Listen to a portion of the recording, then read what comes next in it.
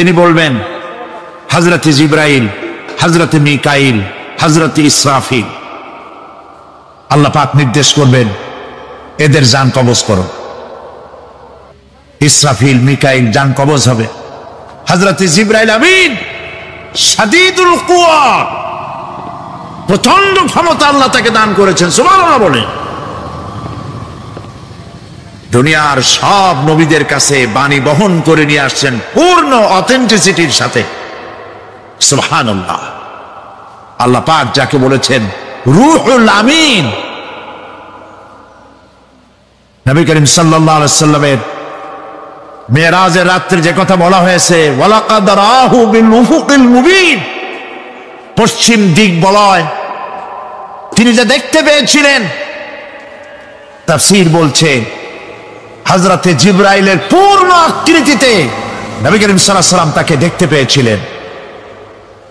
হযরতে জিবরাইল যখন দুনিয়া আসেন, কোন কোন কিতাবে লেখা হয়েছে 600 ডানা আছে তার, 2 ঝাপটায় আকাশ থেকে জমিনে চলে আসেন, সুবহানাল্লাহ। হযরতে জিবরাইলকে আল্লাহ পাক বলবেন তাকে মওত দাও, হযরতে জিবরাইলও বিদায় হয়ে যাবে। আল্লাহ প্রশ্ন করবেন এখন আর কে বাকি? মান বাকিয়া ইয়া মালাকাল মউত। মালাকুল মউত বলবেন হে আল্লাহ তাআলা, এখন তোমার সামনে আমি দাঁড়িয়ে আছি, আর কেউ নেই। আল্লাহ পাক বলবেন মুত ইয়া মালাকাল মউত। আল্লাহু আকবার, মুত ইয়া মালাকুল মউত, মরে যা, মরে যা। মালাকাল মউত মরে চলে যাবে। এরপরে আর কেউ নাই।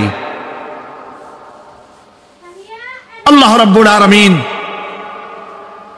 এই অবস্থায় কত বছর কত কাল চলে যাবে আল্লাহ পাক ভালো জানেন, কেউ নাই।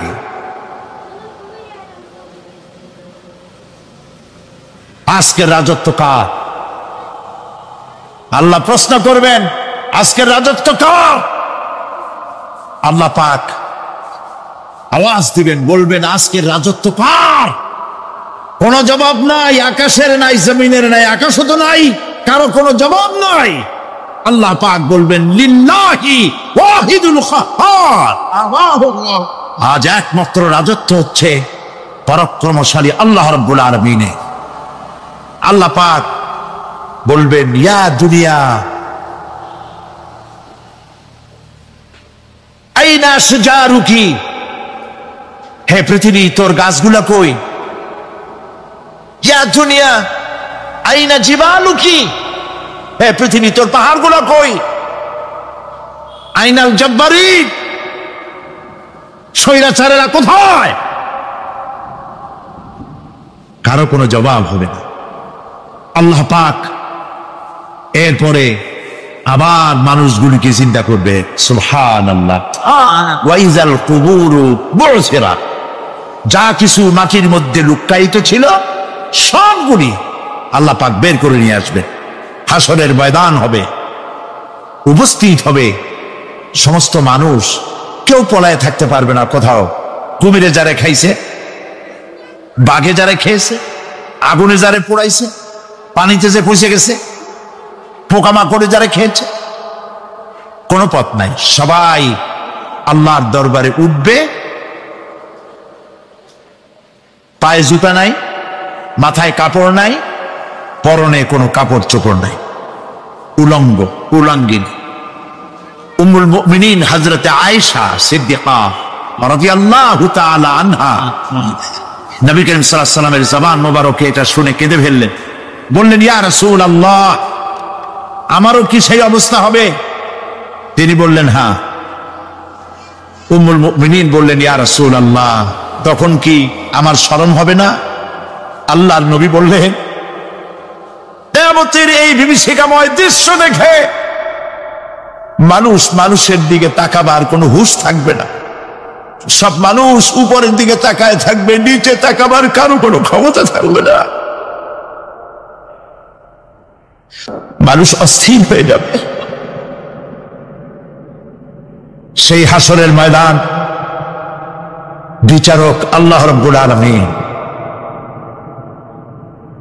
প্রত্যেকটি মানুষকে তার কৃতকর্মের জন্য হিসাব দিতে হবে। আল্লাহ রাব্বুল আলামিন বলেন পরকালীন জীবনের ব্যবস্থাপনাটা কেমনে হবে শোনো। ইন্নাস সামআ ওয়াল বাসারা ওয়াল ফুআদা কুল্লু উলাইকা কানা আনহু মাসউলা। কিয়ামতের দিন প্রত্যেকটি মানুষকে তার শ্রবণ সম্পর্কে, তার দৃষ্টি সম্পর্কে আর অন্তঃকরণের কল্পনা সম্পর্কে প্রত্যেকটি ব্যাপারে আল্লাহ পাক জিজ্ঞাসা করবেন। কান দিয়েছিলাম, কি শুনেছ? যা শুনছো তা আমল করেছো কিনা? আমার নিষেধ করা জিনিসগুলি শুনছো নাকি? কানের জবাব দিতে হবে। কান আল্লাহ পাক দিয়েছেন, সুবহানাল্লাহ। আল্লাহ পাক দিয়েছেন কান। এই কান দুটো যার নাই, কান আছে শুনতে পায় না, কত বড় কষ্টে আছে সে। মানুষে চিল্লায় কথা কয়, সে বুঝেই না। আছে না এমন? এই কানের সম্পর্কে প্রশ্ন করা হবে, শ্রবণ সম্পর্কে, দর্শন সম্পর্কে প্রশ্ন করা হবে। যা দেখতে নিষেধ করেছি সেগুলো দেখছো নাকি? এর শুকরিয়া আদায় করেছো নাকি? দুটি চোখ, এর শকর আদায় করা কি সম্ভব ভাই? আদায় করা সম্ভব? এই দুটি চোখ যদি না থাকতো আমার গর্ভধারিণী মাকে দেখতে পারতাম না। এই সুন্দর চোখ দুটি যদি আল্লাহ না দিতেন, আল্লাহর এই সুন্দর সৃষ্টি দেখা থেকে বঞ্চিত হয়ে যেতাম।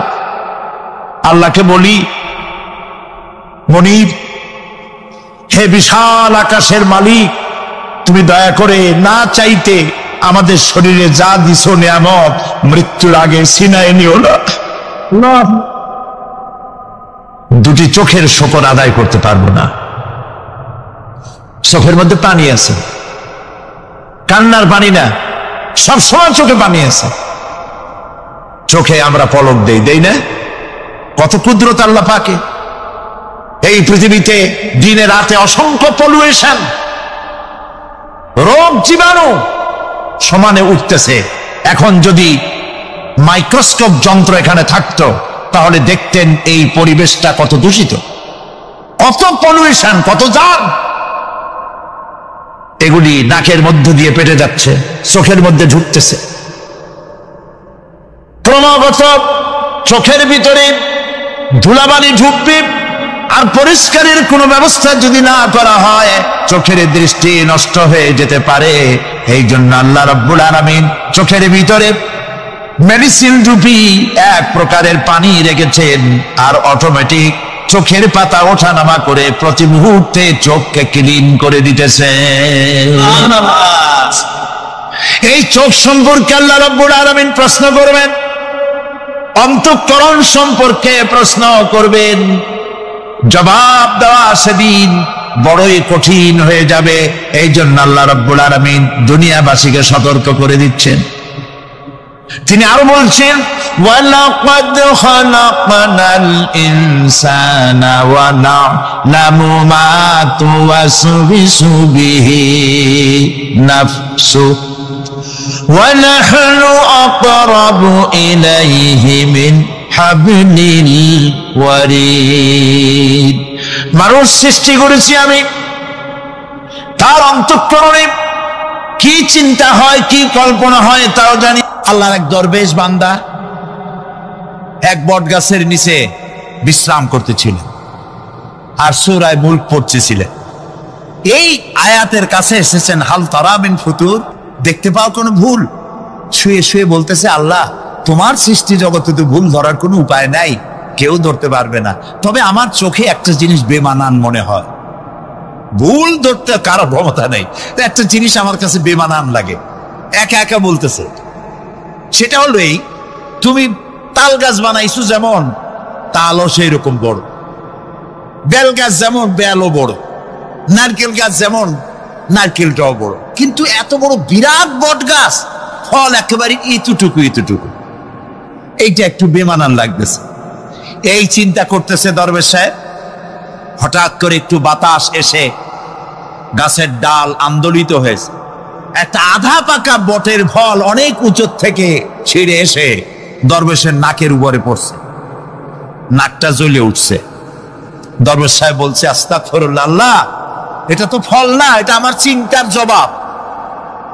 আমি চিন্তা করতেছি গাছ আনমান ফল হয় নাই, তাল গাছ যেমন ফল যেমন, বট গাছ যেমন ফল যদি ওই আকারে হইতো, ফলটা যে পজিশন নিয়ে আমার নাকে পড়ছে, এতে তো আমার নাকও যাইতো, মাথাও যাইতো। সুতরাং আল্লাহ রাব্বুল আলামিন তার সৃষ্টি জগৎকে আপন কুদরত দিয়ে সুন্দর করে সৃষ্টি করেছেন। ভাগ্যবান তারা যে আল্লাহকে স্বীকার করে 5 ওয়াক্ত নামাজে আল্লাহকে সেজদা দেয়, সুবহানাল্লাহ। আর শিক্ষক নামের, শিক্ষিত নামের কলঙ্ক ওই সব মুসলমান যারা মুসলমানের ঘরে জন্মগ্রহণ করে নিজেকে নাস্তিক বলে পরিচয় দেয়, নিজেকে যারা বামপন্থী বলে পরিচয় দেয়। মুসলমান তা আবার বামপন্থী, আস্তাগফিরুল্লাহ। কোরআনে কারিমে আল্লাহ তাআলা বলেছেন, আসহাবুল ইয়ামিন আসহাবুশ শিমাল, ডানপন্থী আর বামপন্থী। রাসূলুল্লাহ বলেছেন, বাম হাতে খায় শয়তান, তোমরা বাম হাতে খাবা না। বাম দিকের কামটাই শয়তানের, বাম দিকে কাম কার? জোরে বলেন। এই জন্য রাস্তা দিয়ে হাঁটবেন, ডান দিক দিয়ে হাঁটেন। কিছু খাইবেন, ডান দিক দিয়ে খান। কিছু শুরু করবেন, ডান দিক দিয়ে করেন। মুসলমানের কাজ সব ডান। ডানপন্থীদের নেতা পয়গম্বরেরা সব ডানপন্থীদের নেতৃত্ব দিয়ে আল্লাহ রাব্বুল আলামিন কিয়ামতের দিন ডানপন্থীদের নিয়ে আল্লাহর নবীরা জান্নাতে চলে যাবে। আর বামপন্থীদের নেতা শয়তান, বামপন্থীদেরকে শয়তানের নেতৃত্ব দিয়ে সবগুলিকে জাহান্নামে নিয়ে যাবে।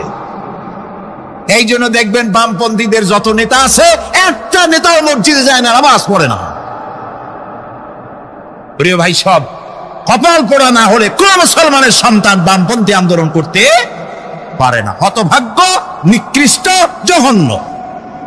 আল্লাহ এদেরকে হেদায়েত করুন, বলেন আমিন। জোরে বলেন আমিন। ওরা নামাজে নাই, রোজায় নাই, আল্লাহ নাই, রসুলে নাই, পরকালে নাই, মক্কায় নাই, মদিনায় নাই, ঠিক কিনা? আল্লাহ হেদায়েত নসিব করুন, বলেন আমিন। তাহলে 3টি পুঁজির কথা বলেছিলাম, তার মধ্যে প্রথম পুঁজি হলো আল্লাহর কি বিশ্বাস করতে দেখি? অস্তিত্বকে বিশ্বাস করা। এই অস্তিত্বের উপরে আমি আর আলোচনা করতে চাই না। আমরা বিশ্বাস করি আল্লাহ আছেন, ঠিক না? আচ্ছা, এবার প্রশ্ন করি, আল্লাহ আছেন, কোথায় আছেন? আচ্ছা, বুঝতে পারছি আপনাদের মধ্যে ইখতিলাফ হয়ে গেছে। কেউ বলছেন সব জায়গায়, কেউ বলছেন আরশে, কেউ বলছেন আকাশে। আর যারা বেশি বুদ্ধিমান তারা কোনো জবাব দেন নাই, চিন্তা করছেন কোনটা কইয়ে কোন জ্বালায় পড়ি। আল্লাহ রাব্বুল আলামিন কোথায় আছেন সেই প্রশ্ন আল্লাহ কি করা দরকার? আল্লাহ আপনি কোথায় আছেন এই প্রশ্ন আমরা করার আগে আল্লাহ রাব্বুল আলামিন কোরআনে কারীমের মধ্যে জবাব দিয়ে দিয়েছেন, আর রাহমানু আলাল আরশিস তাওয়া। সুবহানাল্লাহ। আল্লাহ সব জায়গায় আছেন এ কথা ঠিক নয়। কেন ঠিক নয় সেটাও বুঝাই দেই। সব জায়গা বলতে তার মধ্যে তো টয়লেটও আছে। সব জায়গা বলতে আরো বহুত খারাপ জায়গা আছে, আমি সে জায়গাগুলির নাম নিলাম না। তাহলে আল্লাহ কি সেসব জায়গা আছেন? বলেন নাউজুবিল্লাহ। আল্লাহ নিজেই বলছেন আল্লাহ আছেন আরশিস তাওয়া। আল্লাহ আছেন কোথায়? আরশে। আল্লাহ যে আরশে আছে সেই জন্যই তো মানুষেরা হাত উঁচু করে আল্লাহর কাছে, এরকম বলে যে উপরওয়ালা, বলে না, না নিচুওয়ালা বলে, সব জায়গাওয়ালা এরকম বলে, উপরওয়ালা বলে। আল্লাহ আছেন আরশে, কিন্তু প্রত্যেক রাতে তিনি প্রথম আকাশে আসেন। সুবহানাল্লাহ। বান্দাদেরকে ডাকার জন্য আসেন। আল্লাহ সর্বত্র জ্ঞান রাখেন। তার ইলমের মধ্যে এক চুল পরিমাণ জায়গা আকাশেও নাই, জমিনেও নাই যে আল্লাহ রাব্বুল আলামিন ওই জায়গাটুকুন সম্পর্কে তাৎক্ষণিকভাবে অবহিত নন। এমন এক চুল পরিমাণ জায়গা আকাশেও নাই, জমিনেও। এটাই হলো আল্লাহ সব জায়গার জ্ঞান, তার ইলমের মধ্যে সব তিনি জানেন। এ কথা একটি ছোট্ট আয়াতের মধ্যে এভাবে বলা হয়েছে। ويعلم ما في البر والبحر وما تسقط من ورقة إلا يعلمها এই পৃথিবীতে জমিনের ভিতরে কি হয়, সমুদ্রের অতল তলদেশে কি হয় সব আমি জানি। এমনকি এই পৃথিবীর কোন একটি গাছের পাতা যদি পড়ে যায়, কোন দেশের কোন গাছের কোন পাতা পড়েছে সে খবর আমি আল্লাহর কাছে হয়ে যায়। এটি আমি বললাম, বানায় বললাম? এটি কোথায় আছে? তো আল্লাহ রাব্বুল আলামিন কোরআনে পরিষ্কার করে বলে যে একটা পাতার খবর যদি আল্লাহর কাছে হয়, তাহলে আমরা কোথায় কি করি তিনি টের পান না? অবশ্যই টের পান। এটি আমাদের মনে রাখতে হবে। তো আল্লাহ তাআলা তার উপরে আমাদের বিশ্বাস হচ্ছে এই যে তিনি আরশে ইস্তাওয়া, আরশে আছেন এবং তিনি না জানেন না দেখেন এমন কিচ্ছু নাই, না শোনেন এমন কিচ্ছু নাই। এমনকি সমুদ্রের অতল তলদেশে ছোট্ট পাথরের ভিতরেও যদি একটি পোকা যদি পালায়ে থাকে, এমন পোকা যা মাইক্রোস্কোপ যন্ত্র ছাড়া দেখা যায় না, এমন একটি পোকা আটলান্টিক বা প্রশান্ত মহাসাগরের অতল তলদেশে থেকে যদি ক্ষুধার যন্ত্রণায় চিৎকার মারে, কেউ শোনে না। আরশের মালিক আল্লাহ রাব্বুল আলামিন বলেন আমি শুনতে পাই। সুতরাং তিনি সব শুনতে পান, তিনি দেখতে পান এবং সবকিছু তার নলেজে আছে। এ হচ্ছে আল্লাহর অস্তিত্বে বিশ্বাস। 2 নম্বরে আল্লাহর সিফাতে বিশ্বাস। 2 নম্বরে কি বলেন? সিফাত মানে কি? গুণ। বলেন কি? গুণাবলীতে বিশ্বাস। আল্লাহর নাম আল্লাহ, বলেন তো? আল্লাহ নয়, কিন্তু আল্লাহ হচ্ছে অশুদ্ধ, শুদ্ধ হচ্ছে আল্লাহ। বলার সময় মুখটা গোল হয়ে যাবে। বলেন তো, সবাই উচ্চারণ করেন আল্লাহ, আবার বলেন আল্লাহ, আবার বলেন আল্লাহ। সুবহানাল্লাহ, কি মধুর নাম, কি মজার নাম। কোন বান্দা যদি অন্তরের অন্তঃস্থল থেকে একবার যদি বলে আল্লাহ, আল্লাহ রাব্বুল আলামিন 70 বার সাড়া দিয়ে জিজ্ঞেস করেন বান্দা কি চাও আমি শুনছি। আল্লাহ হচ্ছে ইসমে জাত, আর সিফাতি নাম হচ্ছে বাকি 98টা নাম। মোট ওয়ালাহুল আসমাউ হুসনা। আল্লাহ তাআলা রয়েছে পবিত্র নাম, অনেক নাম, 99টা নাম। কয়টা নাম? আল্লাহ হচ্ছে ইসমে জাত। এই যে আমরা অনেক সময় খোদা বলি, খোদার কসম, খোদার কিরা, খোদা হাফেজ বলি না আমরা? এই খোদা শব্দ যতটা সম্ভব এই শব্দ উচ্চারণ থেকে বিরত থাকা উচিত, কারণ আল্লাহর 99 নামের মধ্যে খোদা বলে কোনো শব্দ নাই। কেউ যদি 10 লক্ষ বার খোদা বলে, একবার আল্লাহ বলার সমান হবে না, হবে না। কেমন খোদা বলে আল্লাহ নিজের নামকে পরিচিত করেন নাই। আল্লাহর নাম হচ্ছে আল্লাহ, আল্লাহর নাম কি? আর বাকি হলো গুণবাচক নাম। তিনি রব, তিনি রাজ্জাক, তিনি ওয়াদুদ, তিনি জব্বার, তিনি কাহ্হার, তিনি রহমান, তিনি রহিম। এরকম আছে না নাম? সব গুণবাচক নাম। এই আল্লাহকে বিশ্বাস করতে হবে। 1 নম্বরে তার অস্তিত্ব, তিনি আছেন। 2 নম্বরে গুণ সহকারে বিশ্বাস করতে হবে। আমরা পানিকে বিশ্বাস করি সে চুবাইয়া ডুবাইয়া মারতে পারে, এই হিসাবে বিশ্বাস করি, ঠিক না? আগুনকে বিশ্বাস করি সে পোড়ায় মারতে পারে। সাপকে বিশ্বাস করি সে দংশন করলে আমি মরে যেতে পারি, ঠিক কি না? এইভাবে প্রত্যেকটা জিনিসের গুণ সহকারে তাকে বিশ্বাস করতে হয়। সেই জন্য আল্লাহকে আল্লাহ আছেন এইটা শেষ কথা নয়, তার গুণ সহকারে তাকে বিশ্বাস করতে হবে। তিনি হচ্ছেন খেতে দেওয়ার মালিক, রাজ্জাক। মানে বলেন তো নামটা কি? রাজ্জাক মানে কি? রিজিক দাতা। কে রিজিক দাতা? এই জন্য রিজিক চাইতে হবে কার কাছে? আল্লাহর কাছে। কোন অভাব অভিযোগের জন্য আমি কাউকে বলবো না আপনি আমার খেতে দেন, আল্লাহর কাছে চাইতে হবে। চাইবো কার কাছে? আল্লাহর কাছে। খেতে দেওয়ার মালিক তিনি। আচ্ছা বলেন, এই পৃথিবীর মধ্যে মানুষেরা বেশি না হাতি, ঘোড়া, বাঘ, ভল্লুক, ময়না, টিয়া, মাছ, পাখি, পতঙ্গ, কীট এগুলো বেশি? কোনটা বেশি? আমরা বেশি না ওরা বেশি? ওরা বেশি, ওরা বেশি। এই যে অসংখ্য হাতি আছে পৃথিবীতে, হাতির পেট বড় না আমার পেট বড়?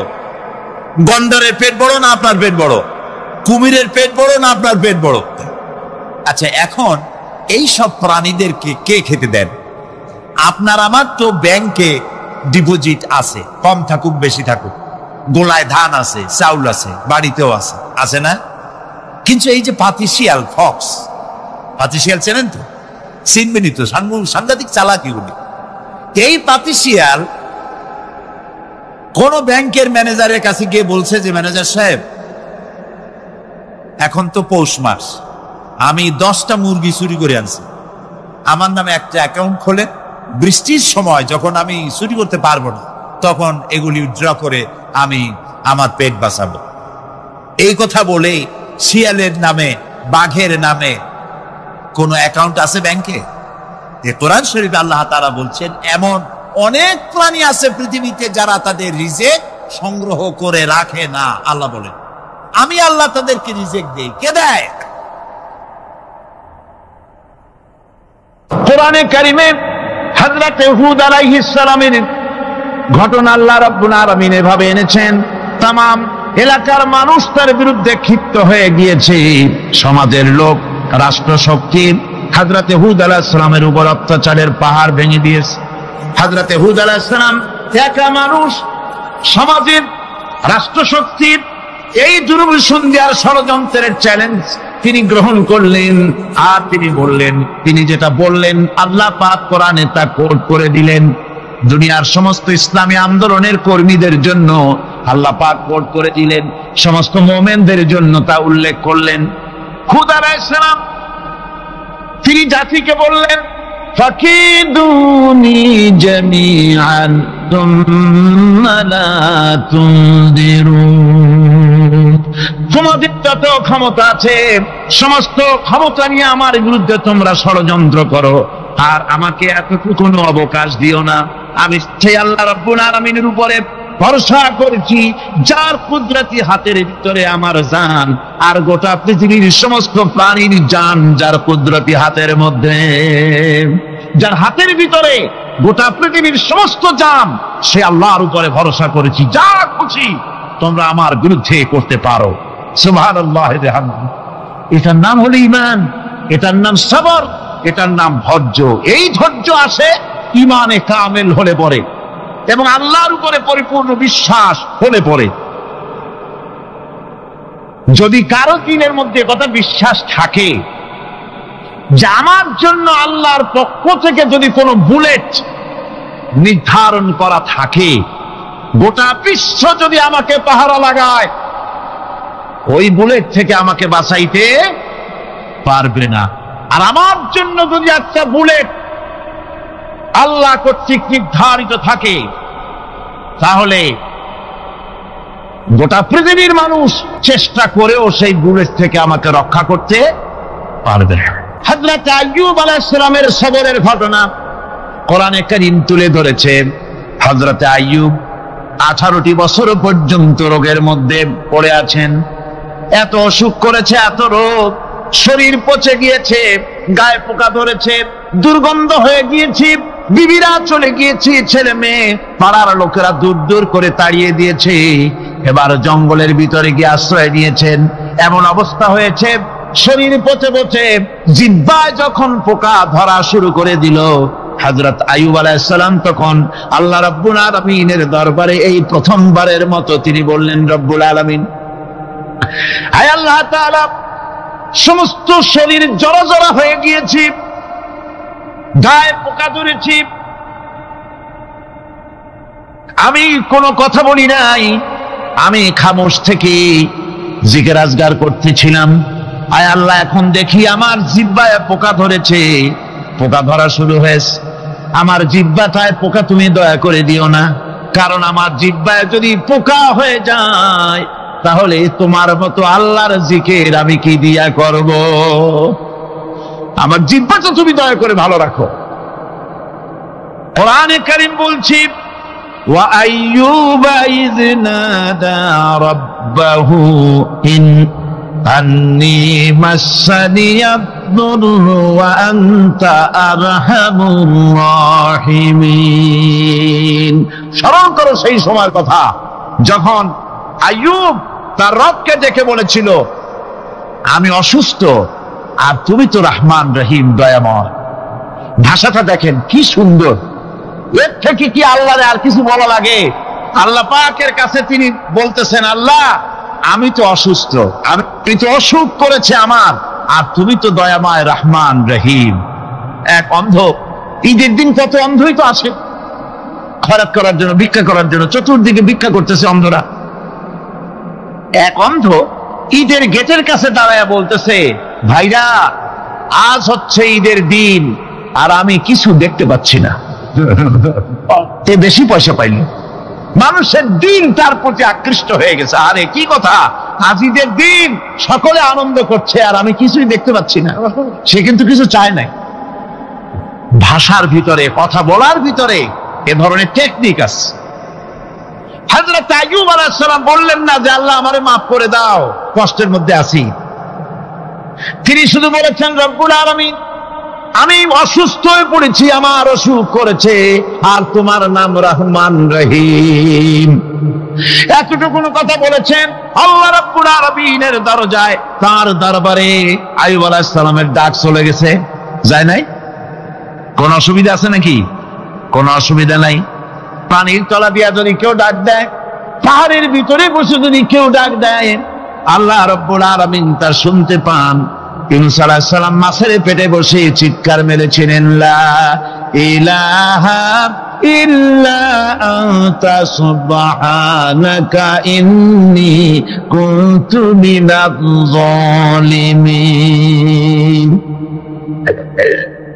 তিনি বলছিলেন আয় আল্লাহ তাআলা আমি তোমার প্রশংসা করছি, তুমি ছাড়া উপাস্য নাই, মাবুদ নাই। আমি তোমার পবিত্রতা ঘোষণা করছি, আমি তো জালিমদের অন্তর্ভুক্ত হয়ে গেছি। বাস এতটুকুন কথাই বলেছেন। আল্লাহ পাক বলছেন ইউনূসের ডাক তো কেউ শোনে নাই, পানির মধ্যে কেউ শোনে নাই, জমিনের কেউ শোনে নাই, মহাশূন্যের কেউ শোনে নাই, কিন্তু মাছের পেটের ভেতরে থেকে গভীর অতল দরিয়ার তলদেশ থেকে মাছের পেটের ভিতরে বসে আমার ইউনূস যে ডাক দিল, ওই ডাক আমি আরশের মালিক আমি শুনতে পেয়েছি, আর সঙ্গে সঙ্গে জবাব দিয়েছি। ফাস্তাজাবনা লাহু ওয়া নাজ্জাইনাহু মিনাল গাম্মি ওয়া কাযালিকা নুজিল মুমিনিন। ডাকের সাড়া দিলাম, বিপদ দিয়া বাঁচায় দিলাম। শুধু ইউনূসের না, আল্লাহ পাক এ জায়গায় আবার ওয়াদা করলেন দুনিয়ার যত মুমিন বান্দা আছে তারা যদি কখনো বিপদে পড়ে যায় আর আমারে যদি ডাকে, আমি এইরকম করে বিপদ থেকে বাঁচায়া দেব। আইয়ুব আলাইহিস সালাম যখন আল্লাহ রাব্বুল আলামিনের কাছে ফরিয়াদ করলেন, আল্লাহ পাক তখন বলছেন, কোরআনে কারীম বলছে ফাস্তাজাবনা লাহু ফাকাশাফনা মা বিহি মিন দুররিন ওয়া আতাইনাহু আহলাহু ওয়া মিসলাহুম মাআহুম রাহমাতাম মিন ইনদিনা ওয়া যিকরা লিল আবিদিন। আমি আইয়ুবের দোয়া কবুল করে নিলাম। শুধু তার পরিবার বর্গই দিলাম না, বরং আরো কিছু নিয়ামত আমি তাকে দান করে দিলাম। এবং তাই জন্য যেহেতু তারা ছিল আমার অনুগত বান্দা, আমার বাধ্যগত, আমি এই জন্য রহম করেছি, সমস্ত রোগ শোক আমি মাফ করে দিয়েছি। আমাদের সামান্য একটু জ্বর হয়, যদি 2-3 দিন জ্বর হয়েছে, জ্বর ছাড়ে না, বলে যে এত ভালো ভালো কাজ করি তারপর আমার এত জ্বর হওয়া লাগে, অমুকরা এত পাপ করে, তা তো কিছুই হয়নি। খালি আল্লাহ আমার চোখে দেখলো আমার বউর অসুখ, আমার অসুখ ছাড়ি না। ভাইরা, আপনি ঠিক পান না যে কি গুনাহ আপনি করেন? কোরআনে কারীম বলছি, وَمَا أَصَابَكُم مِّن مُّصِيبَةٍ فَبِمَا كَسَبَتْ أَيْدِيكُمْ وَيَعْفُو عَن كَثِيرٍ। যত বিপদ তোমাদের উপর আছে সব দুই হাতের কামাই করা। আর আমি তো অনেকগুলো ক্ষমা করে দেই। তোমরা যত পাপ করো, আকাম করো, সবগুলির শাস্তি যদি দুনিয়ায় দিতাম, শ্বাস করার সময় পেতে না।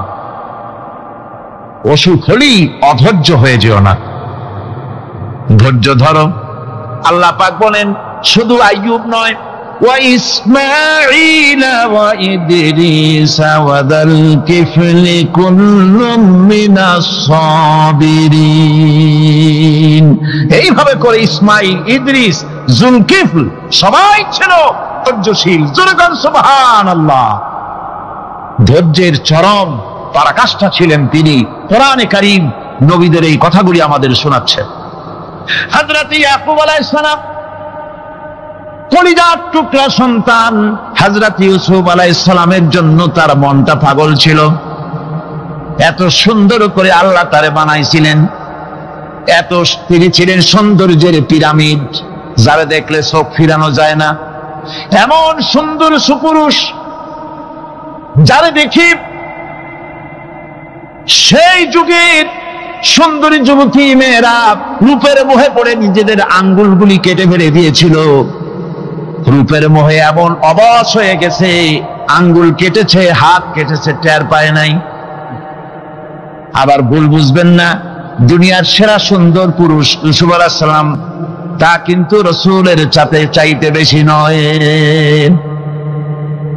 হযরত উম্মুল মুমিনিন আয়েশা রাদিয়াল্লাহু তাআলা আনহা তিনি বলেছেন, যেই সব সুন্দরী রমণীরা ইউসুফ আলাইহিস সালামকে দেখে রূপের মোহে পড়ে নিজেদের আঙ্গুলগুলো কেটে ফেলেছিল, ওরা যদি আমার হাবিবকে দেখতো, ওরা যদি আল্লাহ রাসূলকে দেখতো, তাহলে হাত কাটতে কাটতে কোন ফাঁকে দিয়ে কলিজা কেটে ফেলে দিত, ওরা টের পেত না। আবার বন্ধুগণ, হযরত আইয়ুব আলাইহিস সালাম সন্তানের মায়া, অন্যান্য ভাইরা হিংসায় পড়ে গেল, তারা নিয়ে তাকে কুয়ায় ফেলে দিল। সেখান থেকে তারা একটা ছাগল বা কোনো পশু জবাহ করে তার রক্ত মাখাইয়া জামায়ানে হাজির করে দিল। হযরত ইয়াকুব আলাইহিস সালামের সামনে যে তারে নিয়ে খেলা করতে গিয়েছিলাম, আমরা খেলায় লিপ্ত ছিলাম, বাগে খাইয়া ফেলাইছে। এগুলি কি গপ্প? এগুলি কি কোরআন? আল্লাহ পাক শোনাচ্ছেন, বিশ্ববাসীকে শোনাইছেন। সূরা ইউসুফের চাইতে এত সুন্দর উপাখ্যান গোটা পৃথিবীতে আর নাই। সুবহানাল্লাহ। অনেকে ইউসুফ জুলাইখার কিসসা খুব মজা করে পড়ে, ফুর্তি করে, প্রেমের গল্প পড়ে। এটা কোনো প্রেমের গল্প নয়। ইউসুফ আলাইহিস সালাম, জুলাইখা ইউসুফ আলাইহিস সালামের জন্য কাঁদতে কাঁদতে চোখ কানা হয়ে গেছে। এরপর ইউসুফ আলাইহিস সালাম জুলাইখারে পাওয়ার জন্য পাগল হয়ে গেছে। নাউজুবিল্লাহ, এটা হয়নি কখনো। তিনি আল্লাহর পয়গম্বর, আর আল্লাহ কেমনে তারে বাঁচিয়েছেন? যখন জুলাইখা ঘরের ভিতরে সুন্দর করে যৌন উন্মাদনামূলক চিত্র অঙ্কিত করে ঘরের মধ্যে আটকায় দিয়েছে, তালা লাগায় দিয়েছে, আর নিজে যৌন দীপক কাপড় চোপড় পরেছে না পরার মতোই। সে যুগের সুন্দরী মেয়ে জুলাইখা। তার কুপ্রবৃত্তিকে চরিতার্থ করার জন্য আহ্বান করা হয়েছে। হযরত ইউসুফ আলাইহিস সালাম লক্ষ্য করে দেখলেন এমন জায়গা, এখান থেকে পালাবার তো পথ নাই, দরজা বন্ধ করে দিয়েছেন। তিনি শুধু তখন কেবলমাত্র আল্লাহ রব্বুল আলামিনকে ভয় করলেন। আল্লাহকে ভয় করে আল্লাহর নাম নিয়ে যখন তালাবদ্ধ দরজার দিকে দৌড় দিয়েছেন, আল্লাহ রব্বুল আলামিন আপন কুদরতে তালাগুলি খুলে দরজা তার জন্য উন্মুক্ত করে দিলেন। ইউসুফ আলাইহিস সালামকে ফালাই দিয়ে এভাবে করে কাপড় এনে দিল তার সামনে, রক্তমাখা কাপড়। হযরত ইয়াকুব আলাইহিস সালাম সন্তানদের মুখে কাহিনী শুনে তিনি কি বললেন? কোরআনে কারীম তা কোট করেছে, তিনি চিক দিলেন না, ফাল দিলেন না, ফিট হয়ে পড়লেন না। তিনি বললেন, কলিজার টুকরা সন্তান, তার মরার খবর শুনেছেন? তিনি বললেন কি, ফাসাবরুন জামিলুন ওয়াল্লাহুল মুস্তাআনু আলা মা তাসিফুন। আমি উত্তম সবর অবলম্বন করব। তোমরা যে কাহিনী রচনা করেছো এর বেলায় আমি আল্লাহর কাছে সাহায্য চাই, আমি উত্তম সবর অবলম্বন করব। আমার ভাইয়েরা, 11 ভাই মনে করেছিল ইউসুফ আলাইহিস সালামকে মরণ কুয়ায় ফালাই দিছি, তারা তো ঠিক পায় নাই এটা মরণ কুয়া না, এটা হচ্ছে একটা সুড়ঙ্গ, যাকে ইংরেজিতে বলে টানেল। এটা এমন একটা সুড়ঙ্গ, ওরা মনে করেছে মরণ কুয়া, কিন্তু আল্লাহ রাব্বুল আলামিন এই কুয়াতে এমন বানালেন, ওরা একদিকে ফালাই দিল মরণ কুয়ায়, এ কুয়ার আর এক মুখ দিয়া আল্লাহ রাব্বুল আলামিন ইউসুফ আলাইহিস সালামকে নিয়ে মিশরের সিংহাসনে বসায়া দিলেন। এটা মরণ কুয়া নয়, এটা রাজ সিংহাসনে বসার সুড়ঙ্গ পথ। ইউসুফ আলাইহিস সালাম আজ প্রেসিডেন্ট, সুবহানাল্লাহ, প্রেসিডেন্ট হয়ে বসে আছেন। ওদিকে কেনানে অভাব লেগে গেছে, সেখানকার মানুষেরা সাহায্য নিতে এসেছে, ওই 11 ভাইও আসছে। হযরত ইউসুফ আলাইহিস সালাম দেখি চিনে ফেলেছে, ওরা কিন্তু তখনও ঠিক পায় নাই। হযরত ইউসুফ আলাইহিস সালাম চিনে ফেলেছেন, এখন কি করা উচিত? সবগুলোকে ঠ্যাং উপরের দিকে উঠাইয়া তারপরে সমানে ধোলাই দেওয়াই তো স্বাভাবিক ছিল, আমাদের মতো মানুষ হইলে, ঠিক কিনা? ঠিক তো বলবেনি, অভ্যাস তো এটাই। হযরত ইউসুফ আলাইহিস সালাম তাদের সামনে পরিচয় দিলেন। তারা যখন বুঝতে পারল, লজ্জায় তাদের মাথা হেট হয়ে গেল। হযরত তার এক তো লজ্জা, আর 2 নম্বরের ভয়, জান নিয়া কেনানে কেউ ফিরে যাইতে পারবো না। এখন অবস্থা হয়েছে যে জীবনই যায় নাকি এখানে। হযরত ইউসুফ আলাইহিস সালাম ভাইদের এই করুণ দুরবস্থা বুঝতে পারলেন, বুঝে চরম ধৈর্য ধরে তিনি কি বললেন? তিনি বললেন, লা তাসরিবা আলাইকুমুল ইয়াউম। ও ভাইরা, তোমাদের বিরুদ্ধে আমার কোনো পাপ নাই, দুঃখ নাই, বিদ্বেষ নাই, হিংসা নাই, আল্লাহর রাস্তায় মাফ করে দিলাম। আল্লাহু আকবার, সুবহানাল্লাহ। এর নাম পয়গম্বর। এর নাম কি? পয়গম্বর। কিসের লেনিন, কিসের মার্কস? জওয়ানেরা, ভুল পথে মানুষ চলেছিল, আলহামদুলিল্লাহ আল্লাহ এগুলোরে ডাস্টবিনে ভালাই দিছে। কারণ আলহামদুলিল্লাহ, আলহামদুলিল্লাহ। পয়গম্বর কারে বলে, কারে বলে পয়গম্বর? কি চরিত্র! রাসূল করিম সাল্লাল্লাহু আলাইহি ওয়াসাল্লাম, তাকে একজন সাহাবী বলছিলেন, হুজুর বলছেন এই কামটা করলা না কেন? সাহাবী বললেন, হুজুর আপনি যদি চোখের ইশারায় বলতেন, মুখ দিয়ে না কইয়া, তাও তো আমি কামটা করে ফেলতাম, আমি তো বুঝি নাই। হুজুর বললেন, চোখের ঠারে ঠারে কাজ করা নবুয়তের শান নয়। আল ওয়াদুহু ওয়াস সারাহা, নবীরা যা করেন তা ডাইরেক্ট, কোনো বক্রতা নাই, স্পষ্ট কথা। আমার ভাইরা, হযরত ইউসুফ আলাইহিস সালাম বিনিয়ামিনকে কাছে নিয়ে পরিচয় দিলেন তার ভাইদের সামনে। কোরআনে কারীম বলছে, ক্বালা আনা ইউসুফ ওয়া হাদা আখি قد من الله علينا إنه من يتقي ويصبر فإن الله لا يضيع أجر المحسنين। আমি ইউসুফ আর এই হচ্ছে আমার ভাই।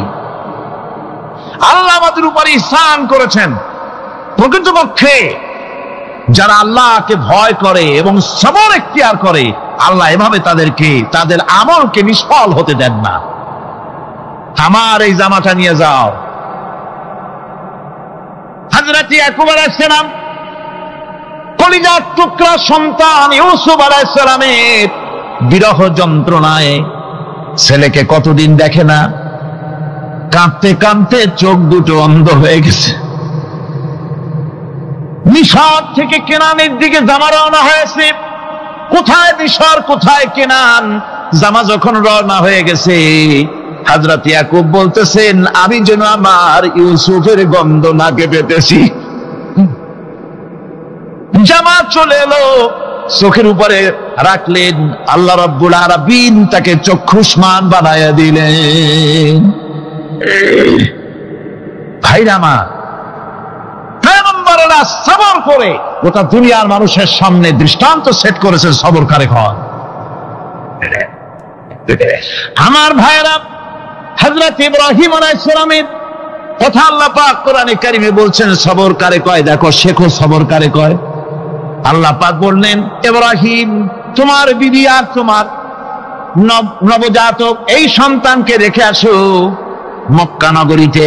তিনি চলে গেলেন, সেখানে ঘর নাই, বাড়ি নাই, কিচ্ছু নাই, চতুর্দিকে ধুধু বালু আর মরুভূমি। হযরতে হাজরা বলছেন, ইব্রাহিম সামান্য পানি আর খাবার দিয়া আমার সন্তান শুদ্ধ এখানে রেখে যেতেছো, আমি কি অপরাধ করেছি? কোনো জবাব নাই। দুইবার তিনবার বলার পরে হাজরা বলছেন, ইব্রাহিম গো, তবে কি আমার আল্লাহর হুকুম মতো আমারে রেখে যাচ্ছ নাকি? হযরত ইব্রাহিম আকাশের দিকে আঙ্গুল উঁচু করলেন। কথা বলবেন, বাক শক্তি বেরোচ্ছে না। 80 বছর বয়সের সময় একটা বাচ্চা আল্লাহ তারে দিচ্ছেন। আর এমন বাচ্চা, পয়গম্বরের ছেলে, কি সুন্দর চেহারা, মরুভূমির উপরে ফালাই দিয়াছো, ফালাই দিয়ে রওনা হয়ে যাচ্ছেন, মুখ দিয়া কথা সরছে না, আকাশের দিকে দেখালেন। হযরত হাজরা বুঝতে পারলেন। হযরত হাজরা বলেন, ইব্রাহিম কোনো চিন্তা নাই, নিশ্চিন্ত মনে বাড়ি ফিরে যাও। আমি আমার আল্লাহর উপরে এতটা ভরসা করি, আল্লাহর হুকুমে যদি আমার এখানে রেখে যেয়ে থাকো, ওই আল্লাহ পাক আমাকে আর আমার কলিজার টুকরা ইসমাইলকে পানিতে আর খাবারে মারবেন না, অবশ্যই তিনি ব্যবস্থা করবেন। ব্যবস্থা হয়ে গেল। হযরত ইসমাইল বড় হয়ে গেলেন। আল্লাহ পাক অর্ডার করলেন, জবাহ করো ছেলেকে। হযরত ইব্রাহিম আলাইহিস সালাম যখন জবাহের প্রস্তাব করলেন, হযরত ইসমাইল তা আপত্তি করতেন, বাবাজি আমার মায়ের আর আমাকে বাচ্চা অবস্থায় ফেলে গেলেন, খাবার দেন নাই, পড়ার দেন নাই, বছরের পর বছর আমাদের এখানে কাটলো, দেখতেও আসেন নাই, আজ আসছেন জবাহ দিতে। এটা কেমন কথা? কি ধরনের বাপ আপনি? এরকম বলছে নাকি? এরকম বলছে। হযরত ইব্রাহিম আলাইহিস সালাম প্রস্তাবটা কিভাবে পারলেন? আল্লাহ পাক কোরআনে কারিমে দৃষ্টান্ত রেখে দিয়েছেন। আল্লাহ পাক বলছেন, হযরত ইব্রাহিম ছেলেকে বললেন, ইয়া বুনাইয়া, ইয়া বুনাইয়া, হে আমার কলিজার টুকরা লাডলা, হে আমার কলিজার টুকরা সন্তান, ইন্নী আরা ফিল মানাম আন্নী আযবাহুক, আমি স্বপ্নে দেখছি আমি যেন তোমাকে জবাহ করতেছি। ফানজুর মাযা তারা, তোমার রায় কি বলো? আমি তো স্বপ্নে দেখছি যে আমি তোমার জবাহ করতেছি, এখন তোমার রায় কি, তোমার মত কি? হযরত ইসমাঈল আলাইহিস সালাম শুনিয়া দিলেন দৌড়, নাকি না? হযরত ইসমাঈল আলাইহিস সালাম ধৈর্যের প্রতীক, তিনি কি কথা বললেন? তার মুখের কথা কোরআন শরীফ আল্লাহ পাক উঠায় দিলেন। হযরত ইসমাঈল বললেন, ইয়া আবাতি ফাআল মা তু'মারু সাতাজিদুনি ইনশাআল্লাহু মিনাস সাবিরিন, হে আমার পিতা, আপনি যে ব্যাপারে আদিষ্ট হয়েছেন আপনি তা পালন করুন, অবশ্যই আমাকে ধৈর্যধারীদের মধ্যে পাওয়া যাবেন। সুবহানাল্লাহ। এক বর্ণনা এসেছে, হযরত ইসমাঈল বললেন, আব্বাজান আমি ধৈর্যধারীদের ভিতরে আমারে পাবেন, তবে জবাহ করার আগে আমার হাত পাটা একটু বেঁধে নেন, কারণ জবাহের যন্ত্রণায় আপনার গায়ে যদি আমার হাত পা লেগে যায় তো বেয়াদবি হয়ে যেতে পারে। আর আমি মরে আমার জবাহ হয়ে যাওয়ার পর আমার রক্ত মাখা জামাটা নিয়া আমার মা হাজেরারে দিবেন, কারণ তাকে মা বলবার মতো আর তো কেউ নাই। হযরত ইব্রাহিম তাকে বাঁধবার জন্য প্রস্তুতি নিলেন। হযরত ইসমাঈল বলছেন, আব্বাজান বাঁধবেন না, বান্দার প্রয়োজন নাই, বলে কেন একবার বাঁধতে বললে আবার তুমি নিষেধ করছো কেন? ছেলে বলছেন আব্বাজান বাঁধবো না এই জন্যে, হয়তো কিয়ামতেই প্রশ্ন উঠতে পারে যে আল্লাহর হুকুমে রাজি ছিল না বলে হাত পা ভাঙ্গা জবাহ করছে। আমি এই সুযোগ দিব না, আপনি জবাহ করেন, আমি এতটুকু নড়াচড়া করব না। ধৈর্যের চরম প্রতীক হযরতে ইসমাঈল আলাইহিস সালাম দেখাই দিয়েছেন ধৈর্য কারে কয়। আমার বন্ধুগণ, এই পৃথিবীর সবচাইতে ধৈর্যের বড় প্রতীক হতেছেন ইমামুল মুরসালিন, আশরাফুল আম্বিয়া, সাইয়্যিদুল মুরসালিন, জনাবে মুহাম্মাদুর রাসূলুল্লাহ সাল্লাল্লাহু আলাইহি ওয়াসাল্লাম। আমার বন্ধুগণ, সবচাইতে বড় ধৈর্যের প্রতীক তিনি। কাউকে একটা গালি দেন নাই জীবনে, কাউকে ঠাট্টা করেন নাই, কাউকে মারেন নাই, কারো মনে দুঃখ দেন নাই। তিনি দুঃখ পেয়েছেন, তিনি কাউকে দুঃখ দেন নাই। তিনি কষ্ট পেয়েছেন, কাউকে কষ্ট দেন নাই। আমার ভাইয়েরা, তায়েফের ময়দান, আমার নিজের চোখে তায়েফে যেদিন আমি তায়েফ দেখলাম, আমি তায়েফে ঢুকেছি, জীবনে কোনোদিন যাই নাই। রমজান মোবারকে আমি সেখানে গেলাম, আমাকে বসার জন্য তারা নিয়ে যাবে। আমি বললাম আগে বসবো না, আমারে আগে নিয়ে যাও, আমার নবীকে কোন জায়গায় ওরা মেরেছিল সে জায়গাটা দেখাও। তায়েফের সেই গলিতে যখন আমি গিয়েছি, দুই দিকে পাহাড় দাঁড়ানো, তায়েফের লোক আমার সাথে ছিল, তারা বলল এই জায়গাটা প্রথম যেখানে চতুর্দিক থেকে নবীজিকে পাথর মারছিল আর আল্লাহর নবী বেহুশ হয়ে পড়ে গিয়েছিলেন। 3টা দিন না খাওয়া, হযরতে খাদিজা নাই, আবু তালিব নাই, মক্কায় জায়গা নাই পা রাখার। নবীজি 3টা দিন ঘুরলেন। নেতারা বলল তুমি যদি নবী হবে তো এতিম হলে কেন? আল্লাহ নবী বানাবার জন্য কি একটা ধনী মানুষ পায় না? তোমার মতো এতিম আর গরিবের নবী বানাইলো কেন? আল্লাহ নবী 3 দিন পর যখন দেখলেন কেউ দাওয়াত শোনে না, কেউ মানে না, কেউ গ্রহণ করে না, তখন তিনি নেতাদের অনুরোধ করলেন ঠিক আছে দাওয়াত তো কবুল করলেন না, তবে একটা কাজ করো, অন্তত আমি যে তায়েফে আসছিলাম এই খবরটা মক্কায় দিও না, ওরা আরো অত্যাচার বাড়ায় দেবে। এই কাফিরগুলি খবর তো মক্কায় পাঠালো, আর সমস্ত যুবকদেরকে লেলিয়ে দিল। যুবকেরা চতুর্দিকে দাঁড়াইছে, রাসূলকে পাথর মারা শুরু করে দিল। আমি যখন রেল লাইনের থেকে হাঁটি, যখন রেল লাইন কোনো সময় দেখি, রেলের পাথরগুলি, রেল লাইনের পাথরগুলি দেখলি আমার মাথায় যেন কেন তায়েফের কথা বলে এসে যায়। আরে মানুষের গায়ে পাথর মারলে কি অবস্থার সৃষ্টি হয়? পাথর নূরের শরীর, রহমতের শরীর, কিটি কিটি রক্ত ঝরছে। নবীজিকে জোর করে উঠাইয়া জবরদস্তি করে হাঁটার জন্য তারা ধাক্কা মারতেছে। আবার কিছুদিন গিয়ে নবীজি আবার বেহুশ হয়ে পড়েছেন, এইখান থেকে আবার উঠাইছে, আবার ধাক্কা মারতেছে। 3 নম্বরের আর একটা জায়গা আছে যেখানে ভাঙ্গা একটা মসজিদ। তায়েফের লোকেরা আমাকে বলল এই জায়গাটা হলো শেষ জায়গা যেখানে রাসূল করিম 3য়বারের মতো বেহুশ হয়েছিলেন, এখানেই হুজুরের রক্ত ঝরেছে বেশি। 2 রাকাত নামাজ পড়লাম, সিজদায় পড়ে এমন কান্না কাঁদলাম আল্লাহর কাছে। নবীজি যখন হুঁশ এসেছে, হযরতে জিবরাইল বলেন ইয়া রাসূলুল্লাহ, আপনার এই কষ্ট দেখে ফেরেশতারা কাঁদতেছে, আপনি অনুমতি দিয়ে দেন এই 2 পাহাড়কে মিলাইয়া সমস্ত তায়েফবাসী কাফেরগুলি মাটির সাথে মিশাইয়া দেই।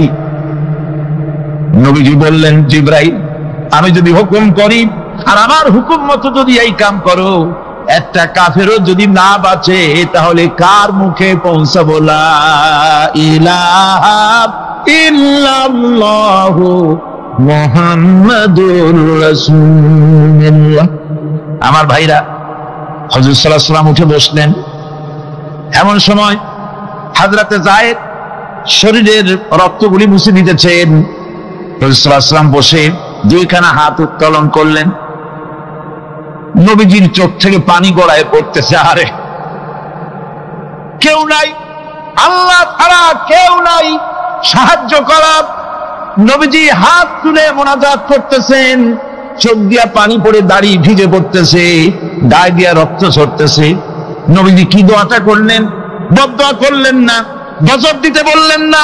নবীজি দোয়া করলেন, রব্বুল আলামিন, এই তায়েফের লোকেরা আজকে আমার সাথে যে ব্যবহারটা করেছে, ওরা বোঝে নাই যে আমি তোমার নবী, ওরা বোঝে নাই যে আমি তোমার রাসূল, না বুঝে আমার উপরে যে অত্যাচারটা করলো, আল্লাহ তুমি এই জন্য রাগ করে এই তায়েফে তুমি গজব দিও না।